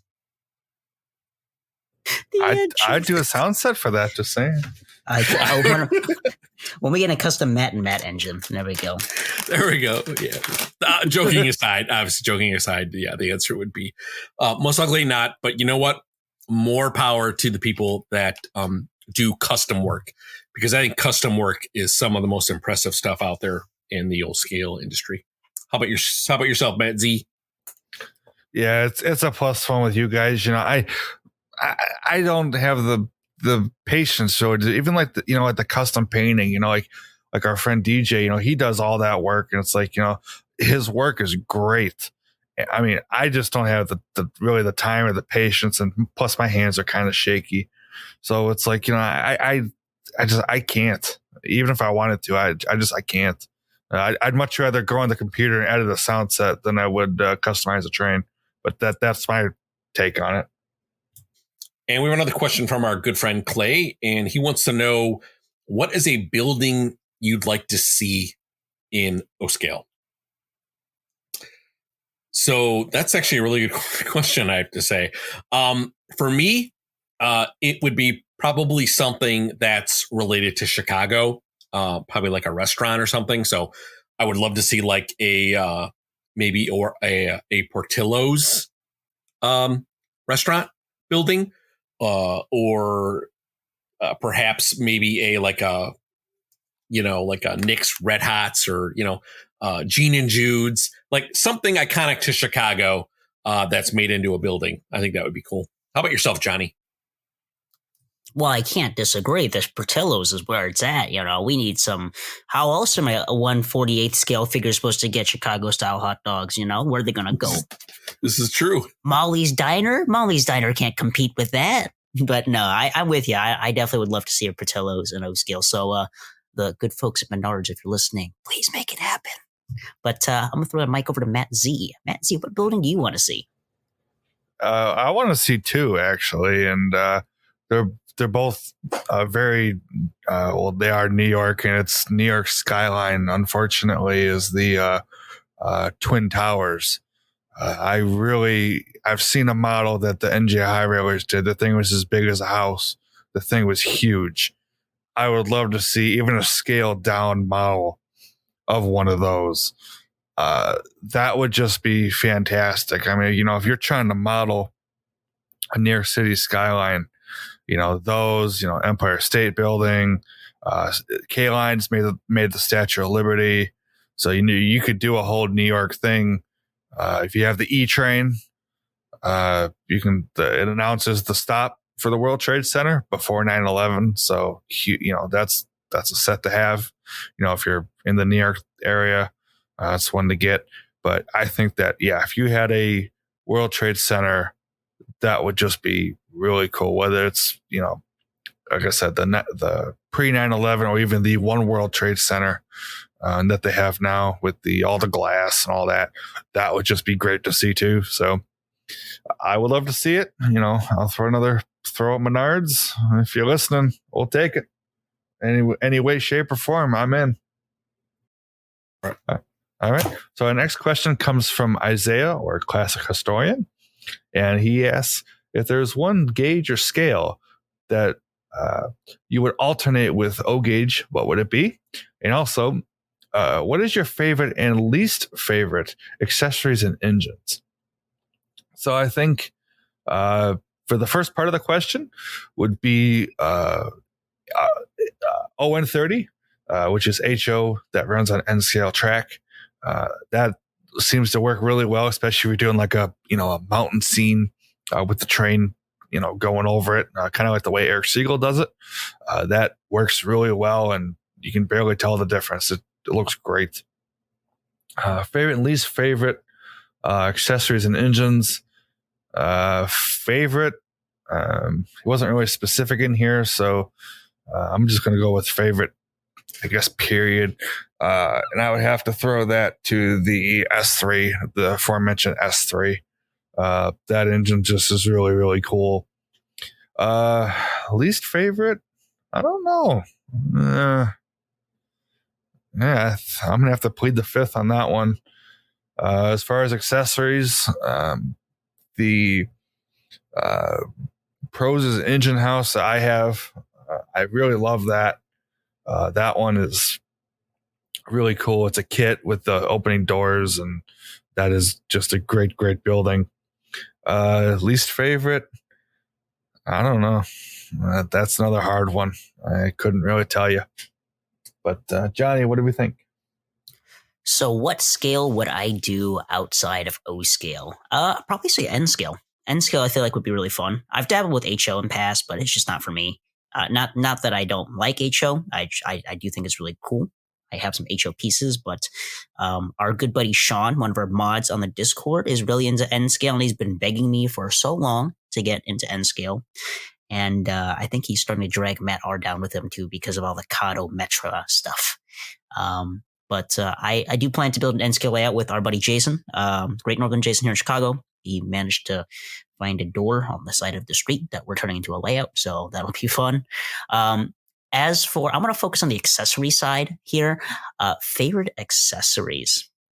So everybody thinks of the big Lionel post-war accessories or the American Flyer ones. I'm going to go with one that's not very well, not brought up very often. I like the Noma talking station. I think the little record player on the inside of the station is pretty cool. So much so that I bought one of the reproduction digital boards from York, and I am planning to install it on my scale layout some way, shape, or another. But that's definitely what I would choose for an accessory. I don't think I have any least favorite ones. I probably have to watch like all 12 episodes of I Love Toy Trains to find one that really traumatized me as a child, but I really don't think there's any. So I'll throw it over to Matt R. Yeah, I'm with you, Johnny, on N scale. And I think for me, because of the sheer amount of Metra available in N scale is just crazy. Like you basically go into at least a Chicagoland hobby shop that has N scale, and you're like tripping over Metra stuff. It's kind of ridiculous.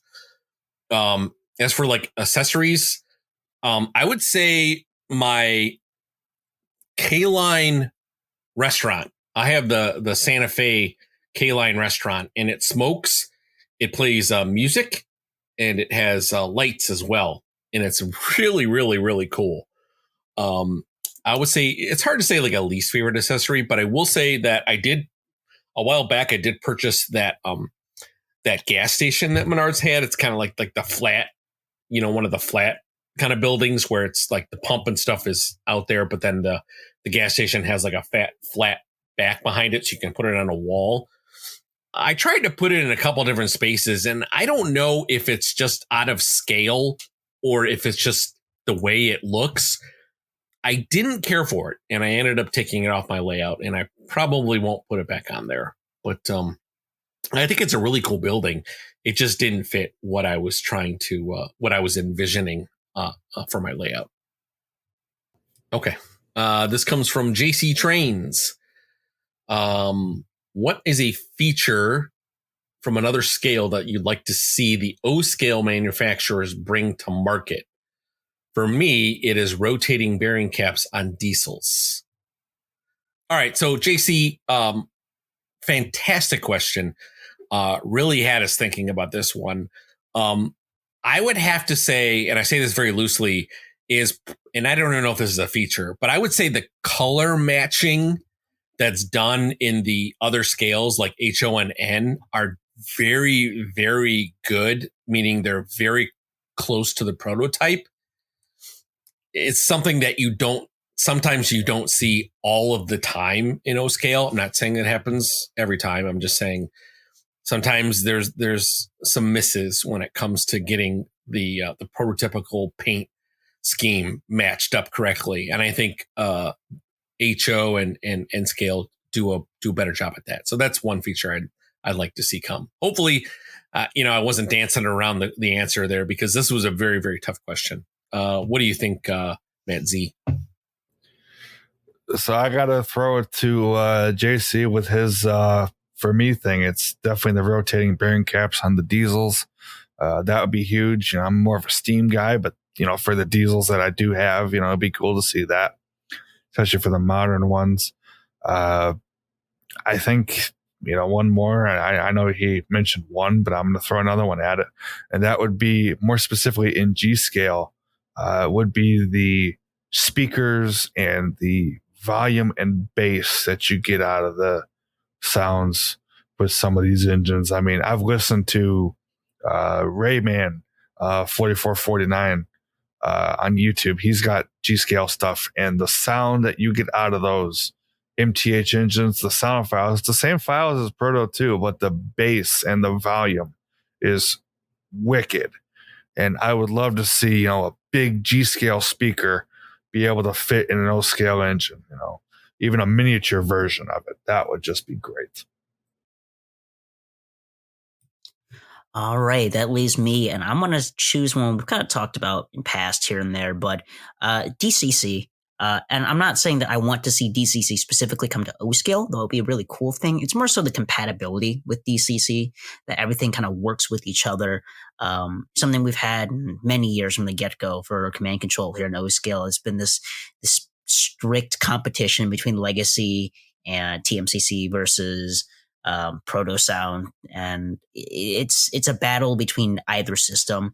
There isn't as much of compatibility. Yeah, you can use DCS to control TMCC Legacy to a very limited extent, but there isn't that cross compatibility. That's something I really wish OSCA would have, and maybe one day that'll happen. But at least for the foreseeable future, that's something that seems to be a strictly O scale issue. We don't have the versatility of DCC yet. For that, I think brings us on to our next question here from Mike H. The question is, when will battery power become dominant? Well, it has to happen eventually, right? So with battery power, I have seen a movement for dead rail. It's becoming really, it's becoming a more prevalent on YouTube. It's something I've seen for folks who would like to run this stuff outside, O scale wise, and not want to do it 30 track or conductivity issues. It's definitely, there's a market for it.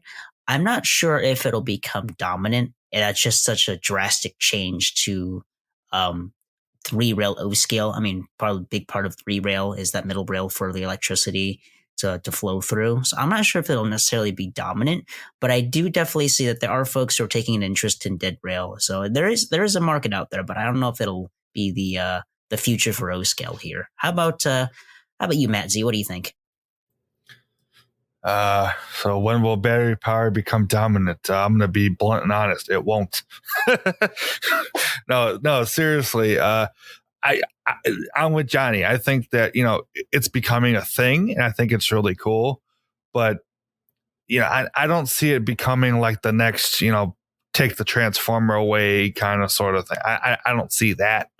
I think that, for, like I said, like Johnny said, for people that want to run outside, not have to deal with, track issues and all that sort of thing, it's great. And I think it's really cool, but I don't see it being, crazy popular, if that makes any sense.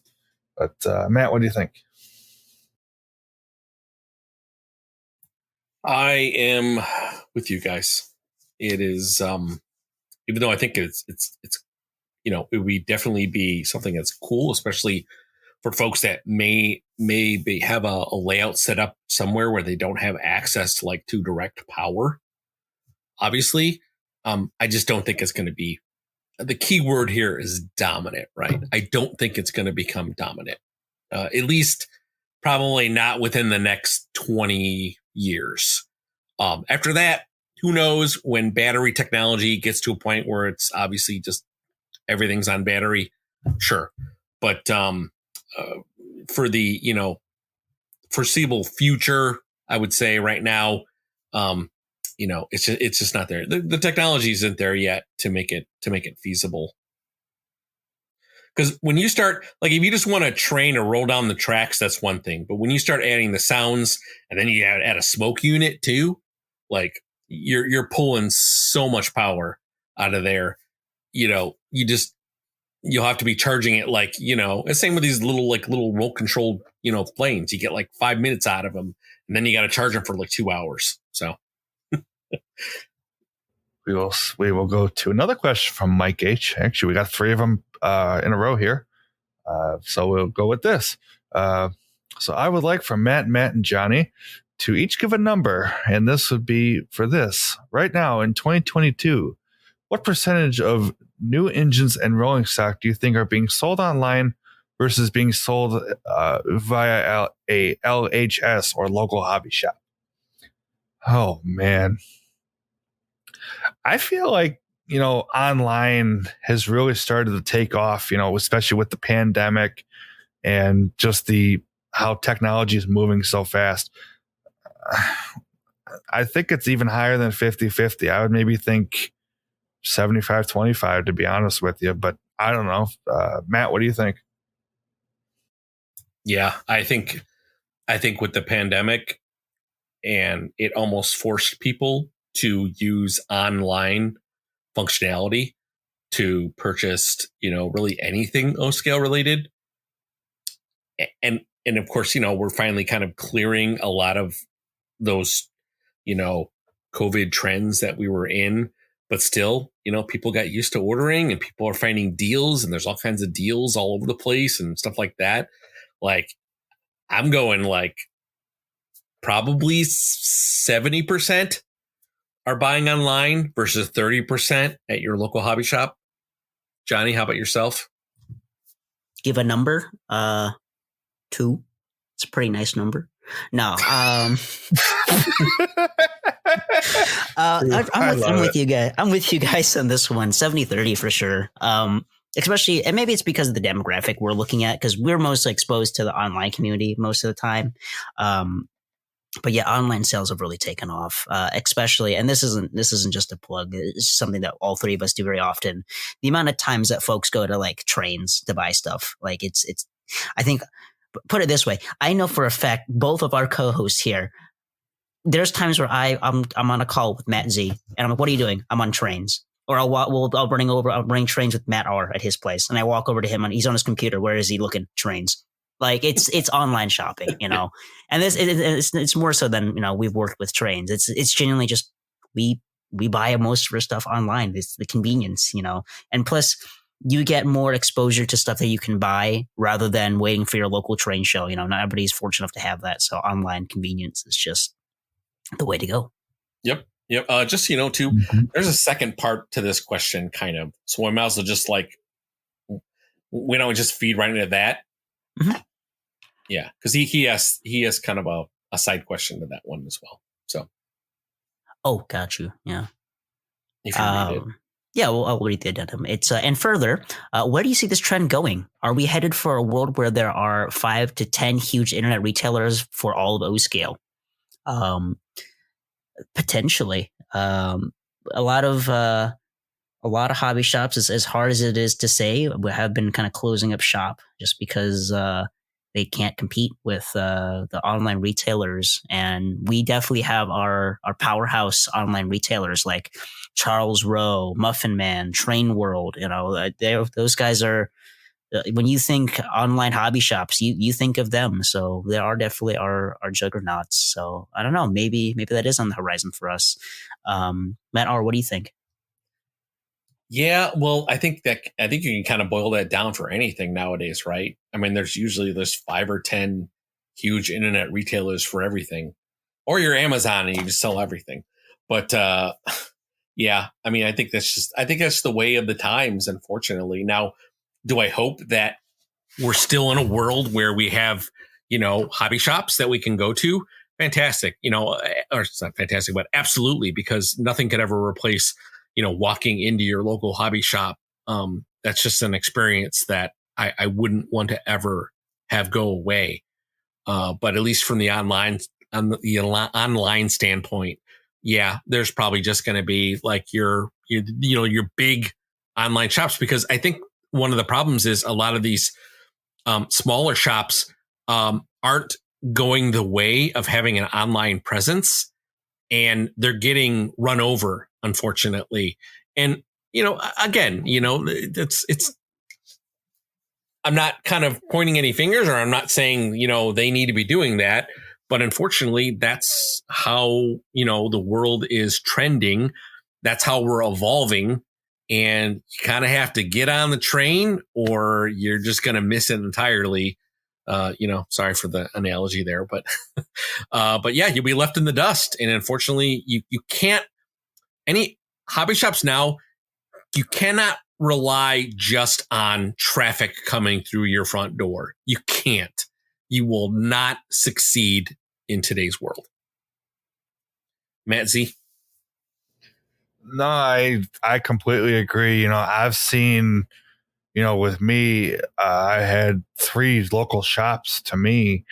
One of them was two of them were, like all hobby shop, all hobbies, cars, trains, RC cars, trains, and, art stuff and all that sort of thing. 2 of them, one closed and the other one's not doing trains anymore. And the one shop that my family frequented when I was up there was a shop that was,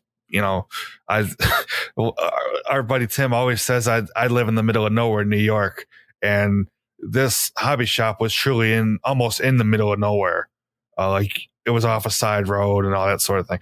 But the hobby shop was great, and it was really fun to go. You BS for 3, 4, 5 hours, and just forget what time is and just have fun. Unfortunately, the owner passed away and the shop is now closed. So I think that, yes, the trend is going to go to where it's going to be online and online only. And I think that's too bad because, not only is there the community aspect of being there and having fun and talking and whatever, but the other thing too is like, let's say you have an engine that you order from a shop and it comes in broken, or you want to test it before you buy it. That could go away and never come back.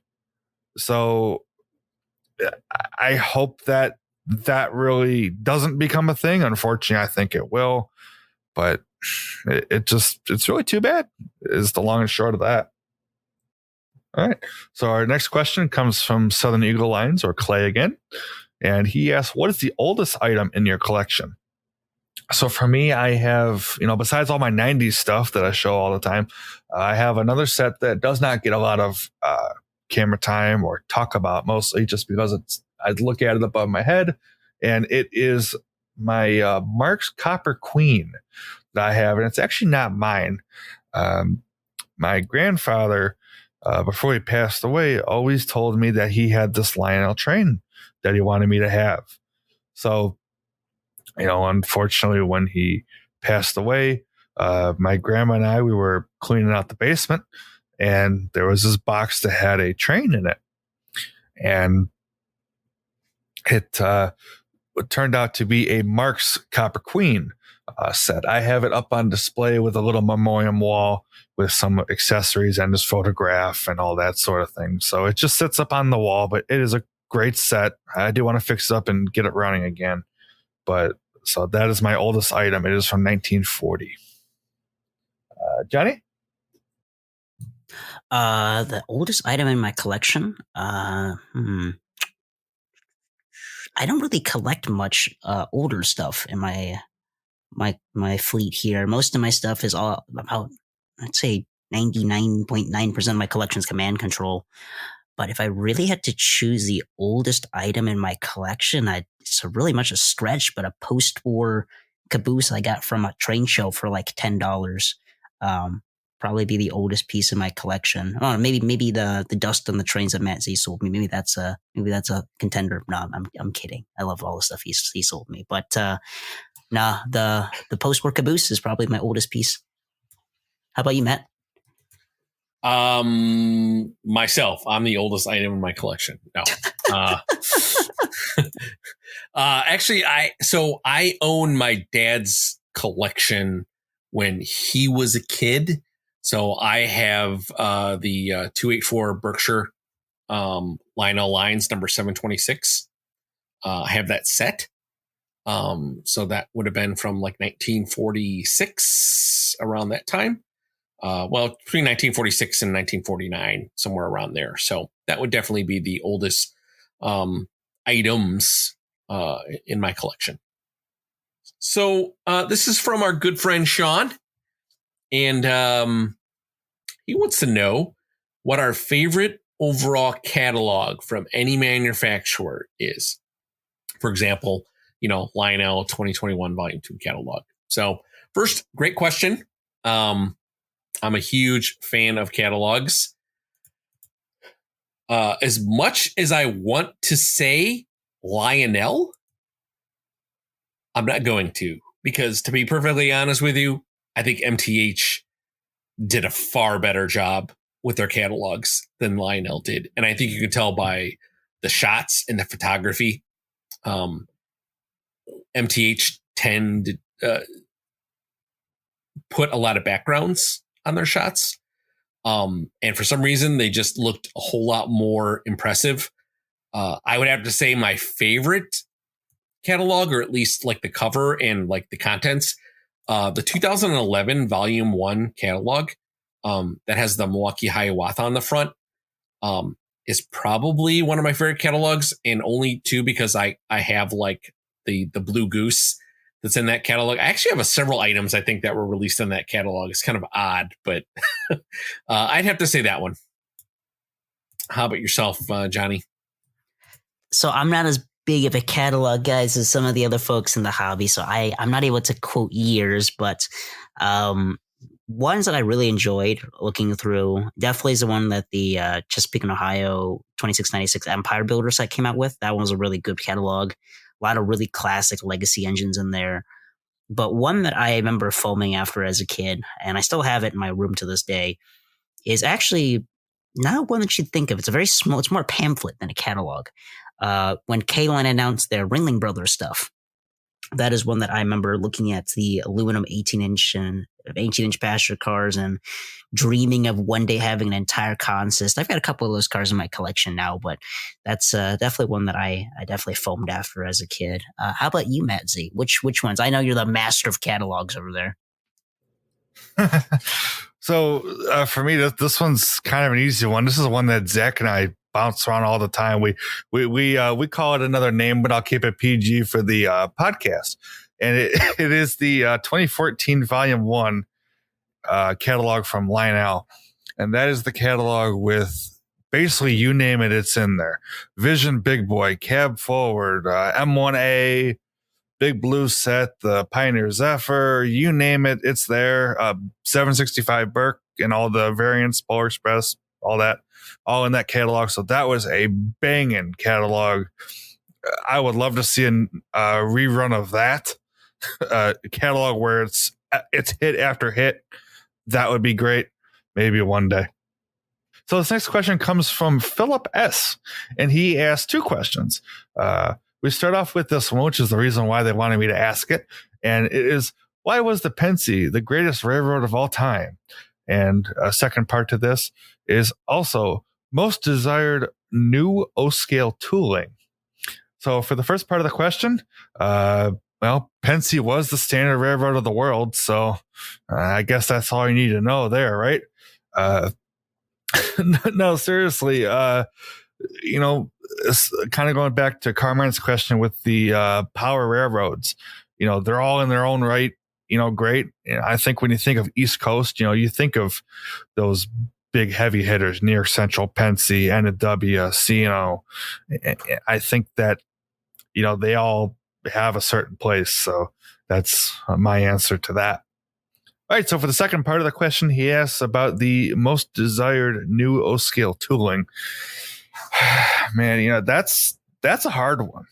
And I think I'm going to change it and maybe say the most anticipated O-scale tooling. I think of the new stuff, I think is going to be that Strasbourg number 90 brass hybrid piece. That one is going to be really cool. I know that it's turning a lot of heads right now. So I think when that comes out, that's going to be really something. So, but Madar, what do you think, man? All right. So for the first question, why was Pennsy the greatest railroad of all time? Well, that's really debatable because I'm not sure how you can be the greatest railroad of all time if you don't exist anymore. Oh, yeah. But anyway, they merged into something called Norfolk Southern. Jason would have your behind right now. That's last time I checked. That when I read that doesn't read Pennsy. But you know true. what? But you know what reads the same? Union Pacific. Union Pacific. Oh, come on. Okay, I'll tell you. I'm just having look. I'm having a little fun here because I honestly don't think that there is an answer to that question. No. Because I think there is multiple answers to that question. Union Pacific, Central Pacific, Pennsylvania Railroad, Southern Pacific, Santa Fe, Northern Pacific. I mean, there's a lot, folks. So, you know, I was having a little fun there, but maybe I wasn't. Maybe it wasn't. Really, you can take Pennsy out and make it a fill in the blank. Why was blank the greatest railroad of all time? You could get a million different answers. Again, it's all just personal. Fun. Yeah, it's all personal views and stuff like that. So, but also most desired new scale tooling. You know, it's kind of hard.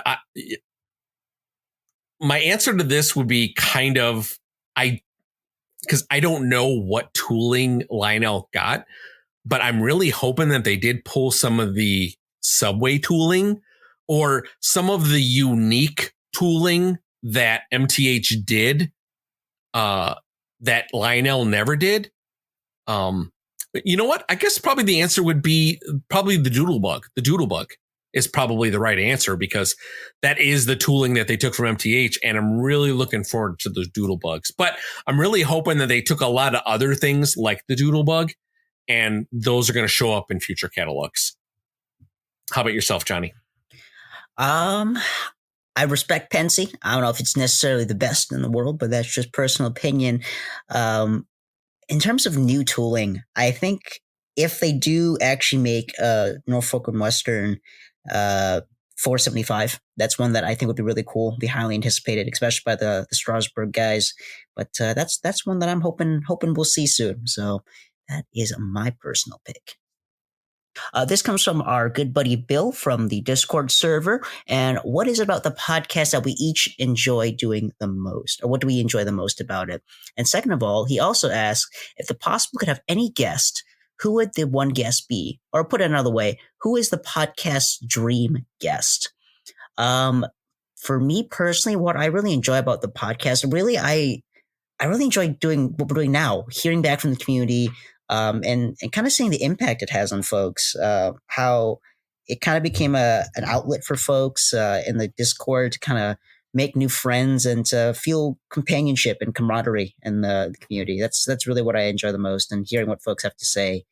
In terms of a possible guest, some of the younger folks, like myself, where I've been trying to poke at Matt to see both of them, Matt, see if we get this to happen someday. I would love to have Jeff from TM be on one day from the I Love Toy Train series, just because he's just a lot of younger folks grew up watching him on the DVDs. So it'd be really cool to have him as a guest. Matt, Z, who would you want to see on the podcast, and what do you enjoy? All right. First of all, as a quick aside, watch Bill B, he is the man of the hour. This man is the greatest guy you'll ever talk to for knowledge and for just being an all around genuine person.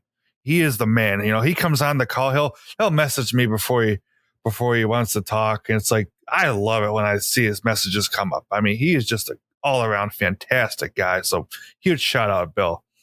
But as far as for what I enjoy the most about the podcast is, what Johnny said is definitely having the community and doing the calls and doing episodes like this where the questions are. I mean, on our little list here, this is, page 3 of questions. I mean, and we're over 2 hours into this program. And so I think that having, like I said, an outlet to talk about this stuff is just really cool and is definitely well deserved.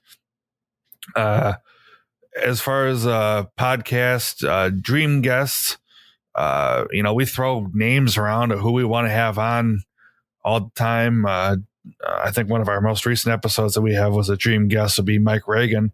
That was great.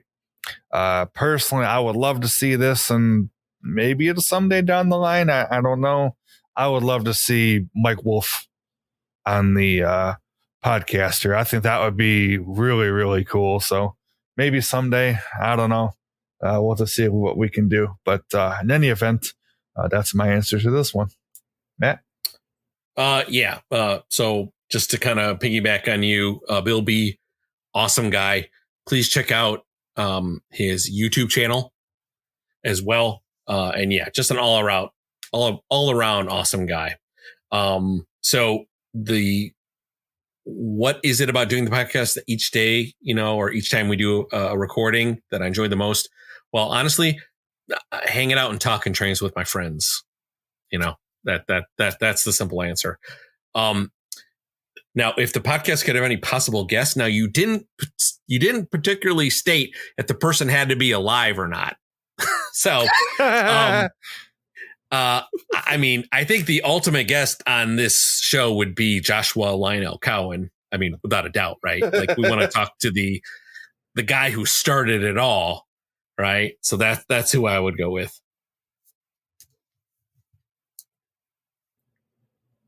Okay, right, well, hold on, wait. If we're bringing people back, we'll have Barry Broskowitz come on too, and Marty Fitzhenry for that matter. You can start your own podcast for talking me on the grave there. So our next question comes from Matt's Collection, and he wants to know, why is O scale 100% the supreme scale? Well, that's a little bit of a biased question, I think, for all of us, because obviously we're all in the O scale. But to be perfectly honest with you, I think O scale just has everything that everybody wants. It has best smoke, best lights, best sound, very rugged, very durable engines. It's the best of all worlds. And you know what? You can work on them. Like, the one thing that I would have a difficult time is working on N scale and HO scale. Trains are just so small. Like, I wouldn't even know where to start. Like, I got big fingers, I have a hard enough time seeing already. Like I could take off, I could take the shell off my O scale train and be able to fix whatever I need because I can see what's going on. So that's my answer. Matt Z, how about yourself? I completely agree with you. I mean, yeah, you have the size, the heft, the durability, the detail. You could see everything. It's what you want. I mean, and not to sound biased because this is the O scale podcast, but seriously, it's everything you'd want. You got like I keep saying everything you want. I don't know. I can't think of anything else. So I'm gonna quit running my mouth. Matt's collection. Thank you for the hard facts. No, I'm kidding. I'm with the other guys here. It's a combination of all the things that a lot of us love in the hobby. We want to have those powerful sounds, the heft of the engines, it's just the right size. It's just not too big where you can't have a decent layout in your house, but yeah, it's just a good balance of things. I guess the only main complaint that most folks will have is either space constraints or that pesky third rail that is, not even there if you just close one eye and close the other eye. It's not even there. You don't see it. But yeah, that's my 2 cents. That's funny. I love that. All right, Johnny, why don't you ask the next one? Sure thing. So this is from War 1109 or 1109. The question of today will be, out of everything Weaver made, what do you want to see made again, not including the same engines made by other manufacturers? That is a good question. Weaver made a lot of really cool one-off engines, but I would say the top 2 contenders for me, I believe they're both Weaver. One, the Milwaukee Road Baltic. That's one that's just an amazing engine. Absolutely beautiful. And also the Nickel Plate Road Hudson. That one's beautiful. One of our buddies recently got one. And I actually had the chance to buy one for a killer price off of OGR. But unfortunately, the gentleman who sold it never got back to me. So my wallet's happy, but the dreamer in me still wants one someday. Matt R., how about yourself? Yeah, 100% the Weaver Chicago Northwestern 462 Yellow Jacket, like without a doubt. Matt Z? For me, it would have to be the Canadian Pacific Jubilee. That was one off. I think they made, I believe they made 2 different variants and the very limited numbers. That's one that was a one and done. Never again. And I hope that tooling is still around somewhere because that is a beautiful, beautiful engine. This is a bit of a question, and it's from our friend Andy E. And he asks, why is it in the U.S. 3-rail O-scale is much more popular than 2-rail O-scale? Is the continuing popularity mainly driven by nostalgia? There is such an emphasis today on full-scale models, but there is still an expectation of 3rd rail. The old argument of the relatively easy reverse loop wiring rings hollow now because of advances in train control and all of the scales. Do you think that the dominance will continue once the number of modelers who had Lionel as a child gets smaller? Andy, first, like very, very well thought out question here. I don't think I have a really excellent answer for you, but I think you kind of were driving on there with your initial answer as nostalgia. And, people are so in tune with 3-rail as a kid. And keep in mind that those things get passed down from generation to generation. So I don't think it's anything that's getting outclassed as the older generation moves on. They're passing their love for 3-rail O-scale onto their children and then passing it on to their children. And number 2 is there's so much more available, that's the driving force here, right? Availability of engines and parts. I'll be honest with you. I'm a big fan of S-scale. I like American Flyer. I think it's an awesome scale. I would definitely be in it. But because I think it's like one of those great balances, not to throw other scales in here, but the problem is there's just not that much out there. So unless 2-rail starts building up the amount of items available for it, it's just never going to contend with 3-rail. Johnny, how about yourself? I definitely agree. It's definitely a matter of nostalgia is a big driving force. It's if you had someone who was in it, that gets you into it. But you also got to remember too that O scale has lost its grip over the years. HO and N scale are definitely more prevalent, especially with you got to think of it from the entry level. It's definitely easier for mom and dad or aunts, uncle, grandma, grandpa to grab an HO starter set than to grab an O scale starter set. It's definitely a lot more affordable. However, you got to keep in mind that, like a lot of us grew up watching on Eric and seeing the features and the power and this everything about O scale that allures folks. That's definitely something that, is going to still have a advantage over the other scales. And really what it comes down to is what your modern consumers looking for, if they have the luxury to go to O scale or if they want something, it depends which model. If you like steam era stuff with lots of sound and lights and smoke and all that, you definitely will go to O scale. But if you're more like the modern rail fan who is more fans of modern diesel power and specifics of each variation of the diesel power, you'll definitely find more of that in HO and N. It really depends on what era you're trying to model and what your budget and your space constraints are. But I still think O scale will be strong. It's still got a strong grip in the community now, and I don't see that going away anytime soon. But, the O and N scale are definitely the more dominant players in the industry now. Matt Z, what are you thinking, man? I think I'm just going to go with you guys and say that, it's nostalgia. And I think that, I don't know. I agree with you guys. I feel that, what you guys said, to keep it brief, what you guys said is the way it's going to be. And I don't know. Maybe we'll be that way. Maybe it won't. I don't know. I said, I guess time will tell. Maybe that's the theme of this one. Time will tell, our community episode. All right. So our next question comes from the username is Wiener Dog and his name is Dwayne. And he asked the following. I was just listening to a live event from Train World and Ken Sr., Mr. I fell out of my chair for the shipping costs from MTH, made a comment that he's getting a lot of input from customers wanting handheld remotes to run their trains instead of using their phones. I lean that way as well. Myself being an old dog would like a younger person's perspective. What are you guys' thoughts? And thanks as always, gentlemen. Well, Dwayne, I appreciate it. We all appreciate the nice comments and from everybody, and we'll say this at the end as well, of course.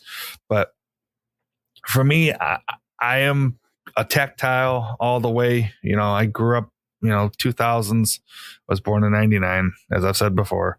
I don't like using the phone for stuff besides the phone. I mean, running the trains, I've done it. It's not the same. To be brief on it, I like my remote, and I will die on my remote mountain if that's a thing. But that's kind of my thoughts on it. But you know what? If you like the phone, go for it. But I like the remote. Matt, what do you think? Yeah, I'm the same way. I'm a big fan of tactile. I like something in my hand. Sometimes I think people seem to think that they have, or not think, but it might actually be true that they just have more control over what they're doing when they're using an actual device, right? Like, because, if you get, let's just say, this is probably not a really good example, but let's say you get in your car. Well, you can use the steering wheel and the pedals, or you can use your phone to drive your car. Well, which one are you going to choose? Well, I think most people, or at least people of a certain age, are going to be like, I'm not touching the phone. I'm using my hands because, I feel like I have more control over it. I can go both ways, though. I have no problem using the app if I have to. But if somebody, gave me the choice between the two, I would certainly always put a remote in my hand. How about yourself, Johnny? I'm going to lean the same way with you guys. I'm definitely more a remote guy. It's just the feedback that you get, and it just makes you feel more like you're at the controls of something. That tactile click of the knob of the legacy remote or the thumb wheel, so much so that Matt Z sold his previous remotes and has been desperately trying to get the one with the correct thumb wheel back. And I got it. And you did. You got your holy grail. I did it. I should have done the holy grail as the old remote. Should have bought you a thumb wheel for Christmas. Yeah, there you go. But I'm with the guys here. It's something about having that that connection and that tactile click of the remote and the resistance of the spring and the quillable whistle. It just adds something. I don't know how to describe it there, but I won't bash the phone either. I've said this before and I'll say it again. I used to bash Bluetooth. I'm like, oh, why would you want to use Bluetooth to control what? Bluetooth? Am I playing my music through the trains? No, but having that tier system to be able to jump from starter set to command control and have that phone and the in between, I think that's where the phone app really has its place. Or for when you're doing run sessions with some people and you don't have the remote, there's so many legacy remotes to go around. We've had cases where I'm running trains with Matt R, and one of our buddies, I have a line of 06OT in the yard. He wants to do something, he'll just hijack the 06OT and run amok in the yard. I've done that before. So it has its conveniences, but I'm through and through a remote person. But I won't bash the positives of having phone control. Johnny, why don't you go ahead and read the next question? Sure thing. So this comes from PRNJRR from our Discord server, and they ask, is there anything new that you've learned about Trainz or O-gauge model railroading since starting this server and communicating more with this community? There's a lot. A lot of tips on how to fix trains, scenery tips. I've been really inspired by what people have seen, or I think the biggest thing I've learned from the Matt and Matt server, I think Matt Z can also attest to this, is the customization, really, of what you can do, especially with sounds. But I think the most lighthearted answer I can give for this one is what have I learned about model railroading? There's more trains than I realized that I want. And the Discord server is perpetually will show you more trains you didn't know existed, and now that you've added to your to-buy list. Matt R., what have you learned? Yeah, I think for me was the surprising amount of young folks that are actually into trains. And what I mean by young folks is, guys or girls in their teenager years or in their 20s. Like, I was kind of blown away by it. And when we first started the podcast, we were getting a lot of feedback from the younger generation. And when we got into it was one of the kind of reasons why we went and created a Discord server, because I think a lot of the younger generation knows what that is. And that's not, obviously that's not our target audience. Our target audience is everybody who loves O-scale trains. Like, it's for everybody. That's who we're targeting. But I was amazed by the number of young people that are actually into this hobby. And it made me very happy to know that, we're starting to bridge gaps here that maybe the O-scale industry didn't have before. And so I think that's really cool. How about yourself, Matt Z? I got to go with you guys on this,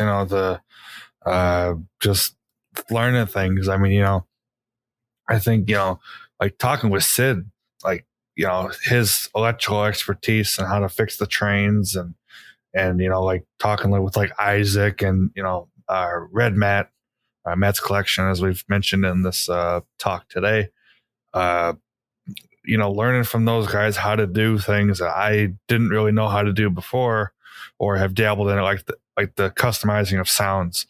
I've dabbled in it, and it was talking with those guys that I, got back into it and started, doing it on my own stuff and that sort of thing. So I think, having outlets to talk to, especially about trains. And I think more to the point that understand what, you're talking about. I think it's one thing to talk to non-trained people about trains because, they're like, oh, that's cool. You kind of have to say it in a way that they'd understand. But, when you're talking to trained people, they know what you're talking about and you can go crazy. That's why, some of these Discord calls we have on the server, hours and hours and hours because we just keep talking and having a ball and learning something and taking something from another or buying and selling or yada, yada, you know how it goes. But I think it's just the whole aspect of being, having a group of folks to really have fun with is what I've taken away and just loved it ever since. Okay, so our next one comes from O-Scale Trains Lover or Bryce, and he asks, what is the least favorite thing you have seen made in O-Gauge? It can be a paint scheme, locomotive, rolling stock, building, etc. And what can be done to improve it? I don't know. It's okay. I have an answer. It's an accessory. It's the Lionel Sand Tower. It comes in this really thick aluminum paint, like silver paint. It's okay. But I repainted mine from that color to be this darker gray. It was a dark gray paint with some black mixed in. It's got this really nice looking paint to it now. And so I think, doing light paint things like that make it a lot better. And really anything, you do, mods to a so-so engine and make it a great engine. I think that maybe is the long and short of that one. So, Johnny, what do you think? All right. For my least favorite, it's a hard one. It's just one that it's not bad. It's definitely one if you want some affordable rolling stock, it's definitely a good option. I have just never been a big fan of those Menards Union Pacific hoppers. That's just too much UP yellow for me. It's too much yellow. It's like looking at the sun. I love UP, but I just can't take it on those hoppers. That's probably my least favorite, but not bad cars. They're a good value. How about you, Matt R? Yeah, so this one kind of, and I want to try to be really straightforward about this one as well, but at least my least favorite things made in O-Gauge are probably some of the political cars they make that are just like very off key. And I'm not going to mention any of them and I'm not going to go into them. I think you can make something fun, but when you start to do something that's in bad taste, it just, and again, we don't talk about religion or politics on this podcast and I don't want to go into it, but the question was asked and I'm going to answer it honestly. So yeah, I think some of these political cars are probably just, I'm not saying like, I like all the presidential stuff. I think that's fine. That's awesome. Or anything that's for America or flags on it or anything about democracy and it's perfectly fine. I just think there's been things that have been made that are little off key and just won't ever be on my layout, but to each their own, I guess. So I said my piece. That's a good. I didn't think of that when I saw this question. That's a good answer. I mean, I appreciate that. Mm-hmm, sure. I really didn't. That was a great answer to that. I never would have thought of that. Mm-hmm. All right, so let's. I'll go ahead and move on to the next one. This comes from Jesse Ferguson, and he asks: are there any road names or paint schemes that you'd like to see more of in O-Scale? Fallen flags, short lines, lesser engines, etc. First, great question. Great question, Jesse. I like this one actually because I'm a really big fan of the smaller short lines and smaller railroads. I would have to say, like, even though I can honestly say in the last several years, EJ&E has definitely, the Elgin Joliet and Eastern Railway has definitely become more abundant with manufacturers. But any of the smaller, like Chicago based, like even the Chicago Great Western and stuff like that, I would love to see a lot more stuff made for them. Now, granted, the market for them isn't as large as like, Union Pacific or Santa Fe or, Pennsy, stuff like that. But seeing some of these smaller, localized, kind of local Chicago area railroads would be awesome. How about yourself, Matt Z? So I think for me, it would have to go actually two directions with this. And it's really mainly the commuter railroads of the East Coast and the West Coast, your Caltrains, your Mass Bay for Massachusetts, your New Jersey Transit, which when I went to Atlantic City 2 months ago. So got to see some New Jersey Transit stuff, and that was really cool. So I think like having your regional items that for you mean a lot to you, and to have pieces that are really cool. I think that if you can get specific items from that railroad with like the correct lighting package or whatever it be that you remember seeing or live around, that's something that I think would be great to see more of. That's my opinion. I guess one that I would like to see more of in O scale, and this is one that it's still in my ballpark. Maybe it's because I kind of regret losing the only item of this railroad, but I'd like to see Western Pacific. I'd definitely like to see more of that. You see a lot of the Cal Zephyr stuff, but really outside of that, the occasional freight like paint scheme, you really don't see much Western Pacific. So I'd like to see more of that in O scale. I like that, Johnny. That's actually a good choice. Thank you. All right, so our final question of the night here comes from Jay Straw or John, and his question is the following: if you had an opportunity to spend a day running and talking trains with one special guest you have or have not met, who would it be? This one's hard.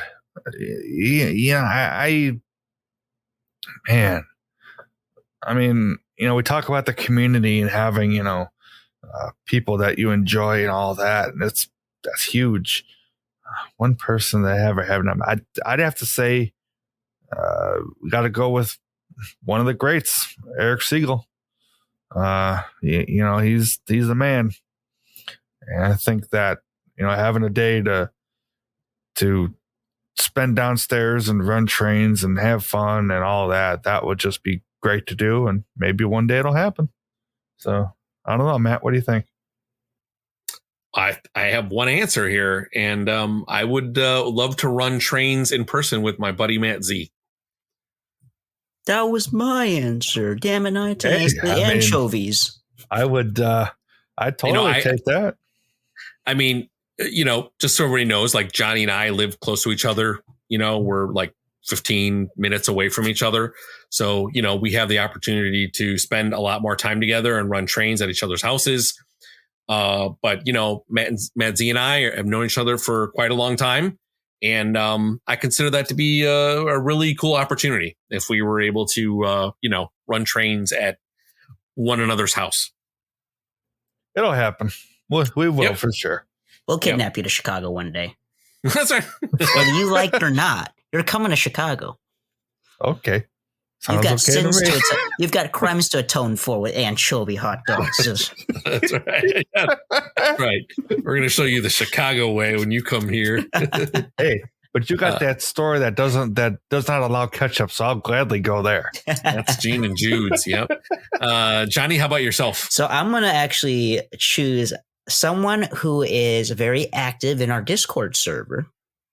He is an absolute joy to talk to, and his enthusiasm for this hobby is unrivaled. Retro Mikado. I appreciate that, Johnny. Retro I Matt. really do. Thanks, Johnny.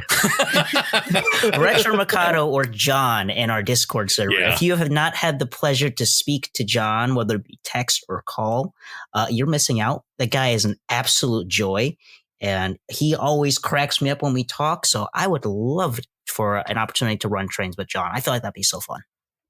Yeah, I think this could end up being a very long list for all of us. Yes, because I would love to run Trainz with anybody in our Discord server. Oh yeah, for sure.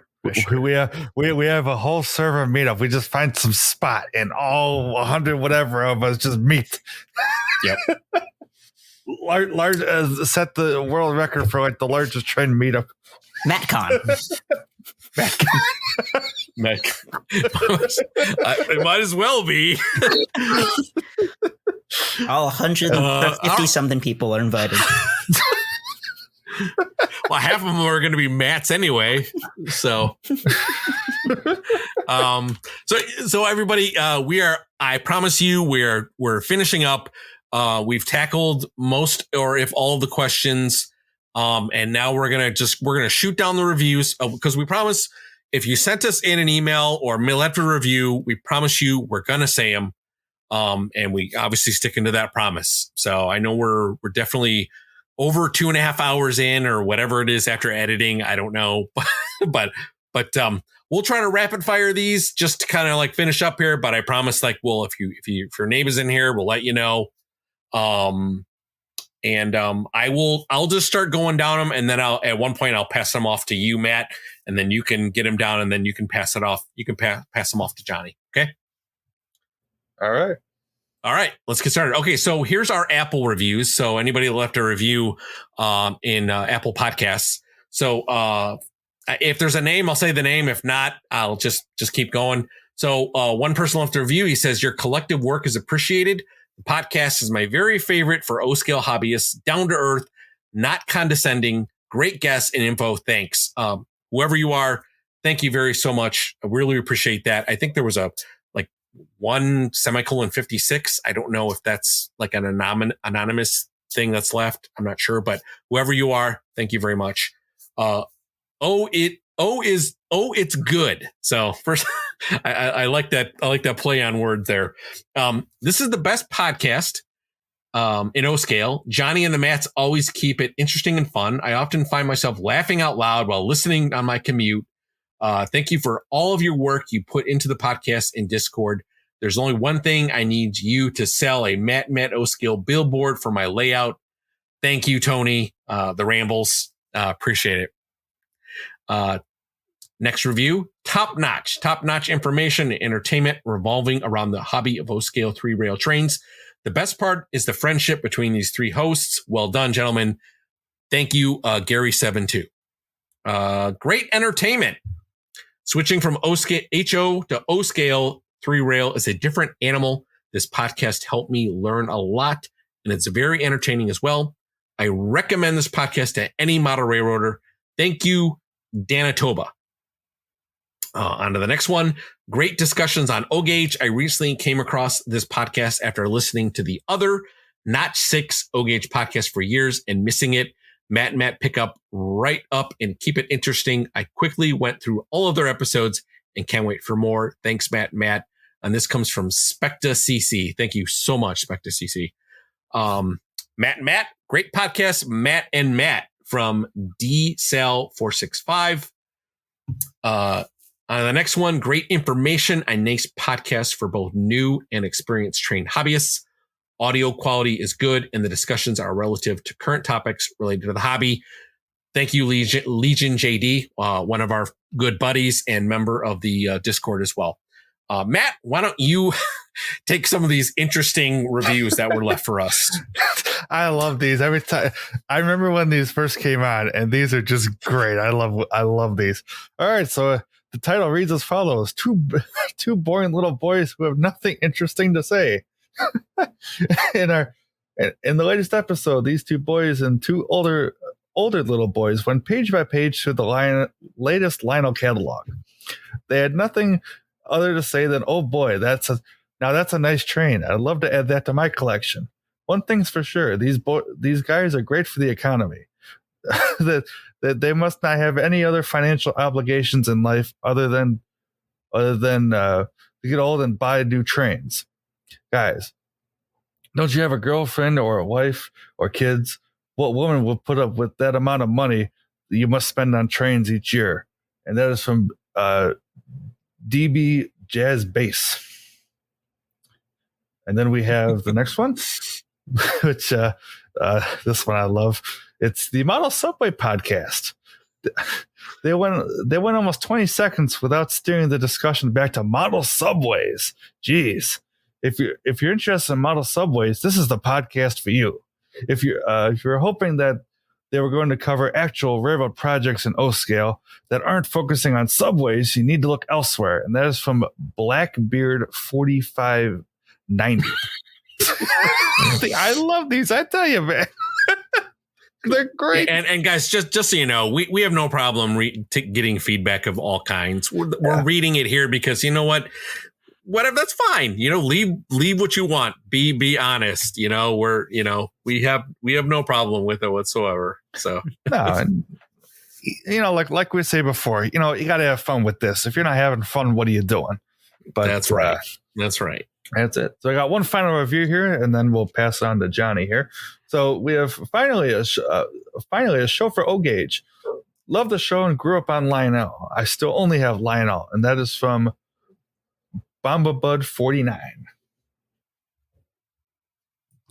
Alrighty, moving on to our emailed questions and reviews. This comes from Pat Van Winkle. I'm working from home today and listening to your podcast. Do you have a link for the Discord server? Yes, in fact, we do. Our link for our Discord server is in our show notes, and that should be present on all of our different platforms you can listen to us on. Just check out the show notes, join the Discord server. Please accept the question that says you're a lovely person and join in on the conversation.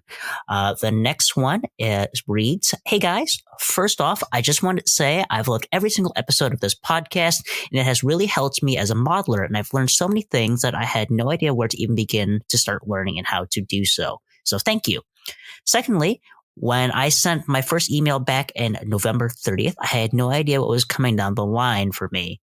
They sent a little emoji of a railroad line and with a I'm not sorry with a crying emoji face. I had no idea for one of the hosts gave me a shout out in the next episode. Thanks again for that, Johnny. You are welcome. But I had no idea that less than a month the Discord server would be a thing. I'd be lucky enough to be involved in the beta of sorts. Overnight, my train friend amount went from 0 to about 15 to 20, and it's only gone up from there. I went from knowing absolutely no one in the hobby personally to being lucky enough to be a moderator on definitely the biggest and best O-scale train Discord server out there. Now I have more than 160 plus train friends to talk to literally whenever I want to, and up till now, I only had my family and friends who would at least be interested in trains because I was. Now I have a huge group of friends to talk to 24/7 about trains. For those of you who are listening and are still on the fence by joining Discord, it is 100%, 1,000% worth it. It literally changed the hobby for me, and the same might go for you. Thanks again for all that you guys do, and most likely I'll see you tonight on the Matt and Matt server. Clay Fulcher of Southern Eagle Lines. That's Clay, who we've mentioned a couple of times before tonight. He is one of our moderators and a great friend to the Matt and Matt O-Scale podcast. So if you join the Discord server, genuinely, it is a life-changing experience. It's definitely very interactive. It is a very tight community, and we will embrace you with open arms. Next one comes from James. My question is mainly for Johnny. What is your Holy Grail piece? Also, has anyone found theirs or changed it? My Holy Grail piece right now is got to be that Third Rail MT5. And how about you guys, if you just want to chime in really quickly for this quick question from James? I'll give it to you. Let you guys go. Let's start with Matt Z and then Matt R. Yep. Okay. I think it's that silver thing that I mentioned a couple times, that silver bullet train. Yeah, I mean, I'll definitely say it was the pink subway train. And, is it changed? Sure. Like there's always something, that I find out is made and I'm like, well, I got to have that. So that's actually a good point, James. But, am I okay with the trains that I own now? Absolutely 100%. I love everything I have. And yeah, I'm sure it'll change. I'm sure there'll be something that I'll find that I never knew was made, and it'll become my next Holy Grail for sure. Awesome. So moving on again, we have a couple more questions here. I am curious to know what your favorite scented smoke fluid is and why is it cedar scented from JT Mega Steam. Great podcast, guys. Also from James with a PS of Subway's Rule. Yes. Can't get through a single episode without Subways, I swear. Favorite smoke fluid scent has to definitely not anchovies or black licorice, that's for sure. And you can Matt R and I were horrified to find black licorice in our local hobby shop as an actual scent. But I like grape soda root beer. I think that it's all Matt R's fault. How about you, Matt? It is. Yeah. If you're a big fan of root beer and you have not used the root beer scent from JT's Mega Steam, try it out. It is very close. And a lot of times they have scents where they smell, really nice out of the bottle, but when you smoke them, they have a really kind of different smell. Not the root beer. The root beer is tried and true. So give it a try. For me, it would, I'm going to go kind of against the crowd here, and I'm going to say the no scent. I don't know. I think the scents, to me, you got to have a nice fresh wick in them. And if you don't, they just don't smell good. There's no real two ways about it.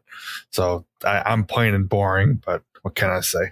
You just want to smell yourself. My food palate isn't, but you want to smell yourself. That's all. Sure. Oh, and Subway's rule. Yes, they do. Yes, thanks, James. Subways do rule. They are great sandwiches. Anyways. Last one is from Derek Fadden from Roselle, Illinois, which is actually pretty close to us here. Hi, guys. I just want to send you a note on how much I love the show. I am new to the hobby, and I've only been in it for about a year, and I'm learning so much from listening to your show and your guests. I found your show a few weeks ago and binge listened all the way up to the present episode. I only have one complaint. Put out shows more often. Once every 2 weeks isn't enough. Anytime I bump into someone and end up talking Trainz, I always tell them to check out your podcast. Keep up the good work, and thank you for all you're doing for this hobby, Derek. Derek, we are in the Chicagoland area. Join the Discord server or send us an email. Hit us up. We love meeting folks from the Chicagoland area when we can, and really glad to hear that you enjoyed our show. I definitely feel the as a listener, I definitely wanted more episodes when I was in your position too. I remember poking these guys when I first met them for the first time. Wait, where's the next episode coming out? But we got some really great shows coming down the line for you here. But with that is our last feedback that we got from the community. I'm gonna open it up for final notes. Matt Z, did you want to add something there? I did. I just want to throw it out there, and you guys know where it's going. I really want to thank all you guys for questions and everything else. This was 6 pages worth of goodies that we had here. Questions, reviews, comments, you name it. We do this for fun, and to know that, you guys are just as enthusiastic as we are with this, and, talk and have fun and BS and whatever else. It means a ton to myself, to us podcast guys. It's huge.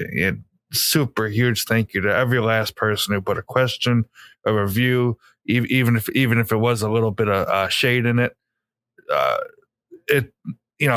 Feedback is feedback, good, bad, or indifferent, and it's all fun, and we all love it. So big thanks to everyone, and I'll let you guys keep going.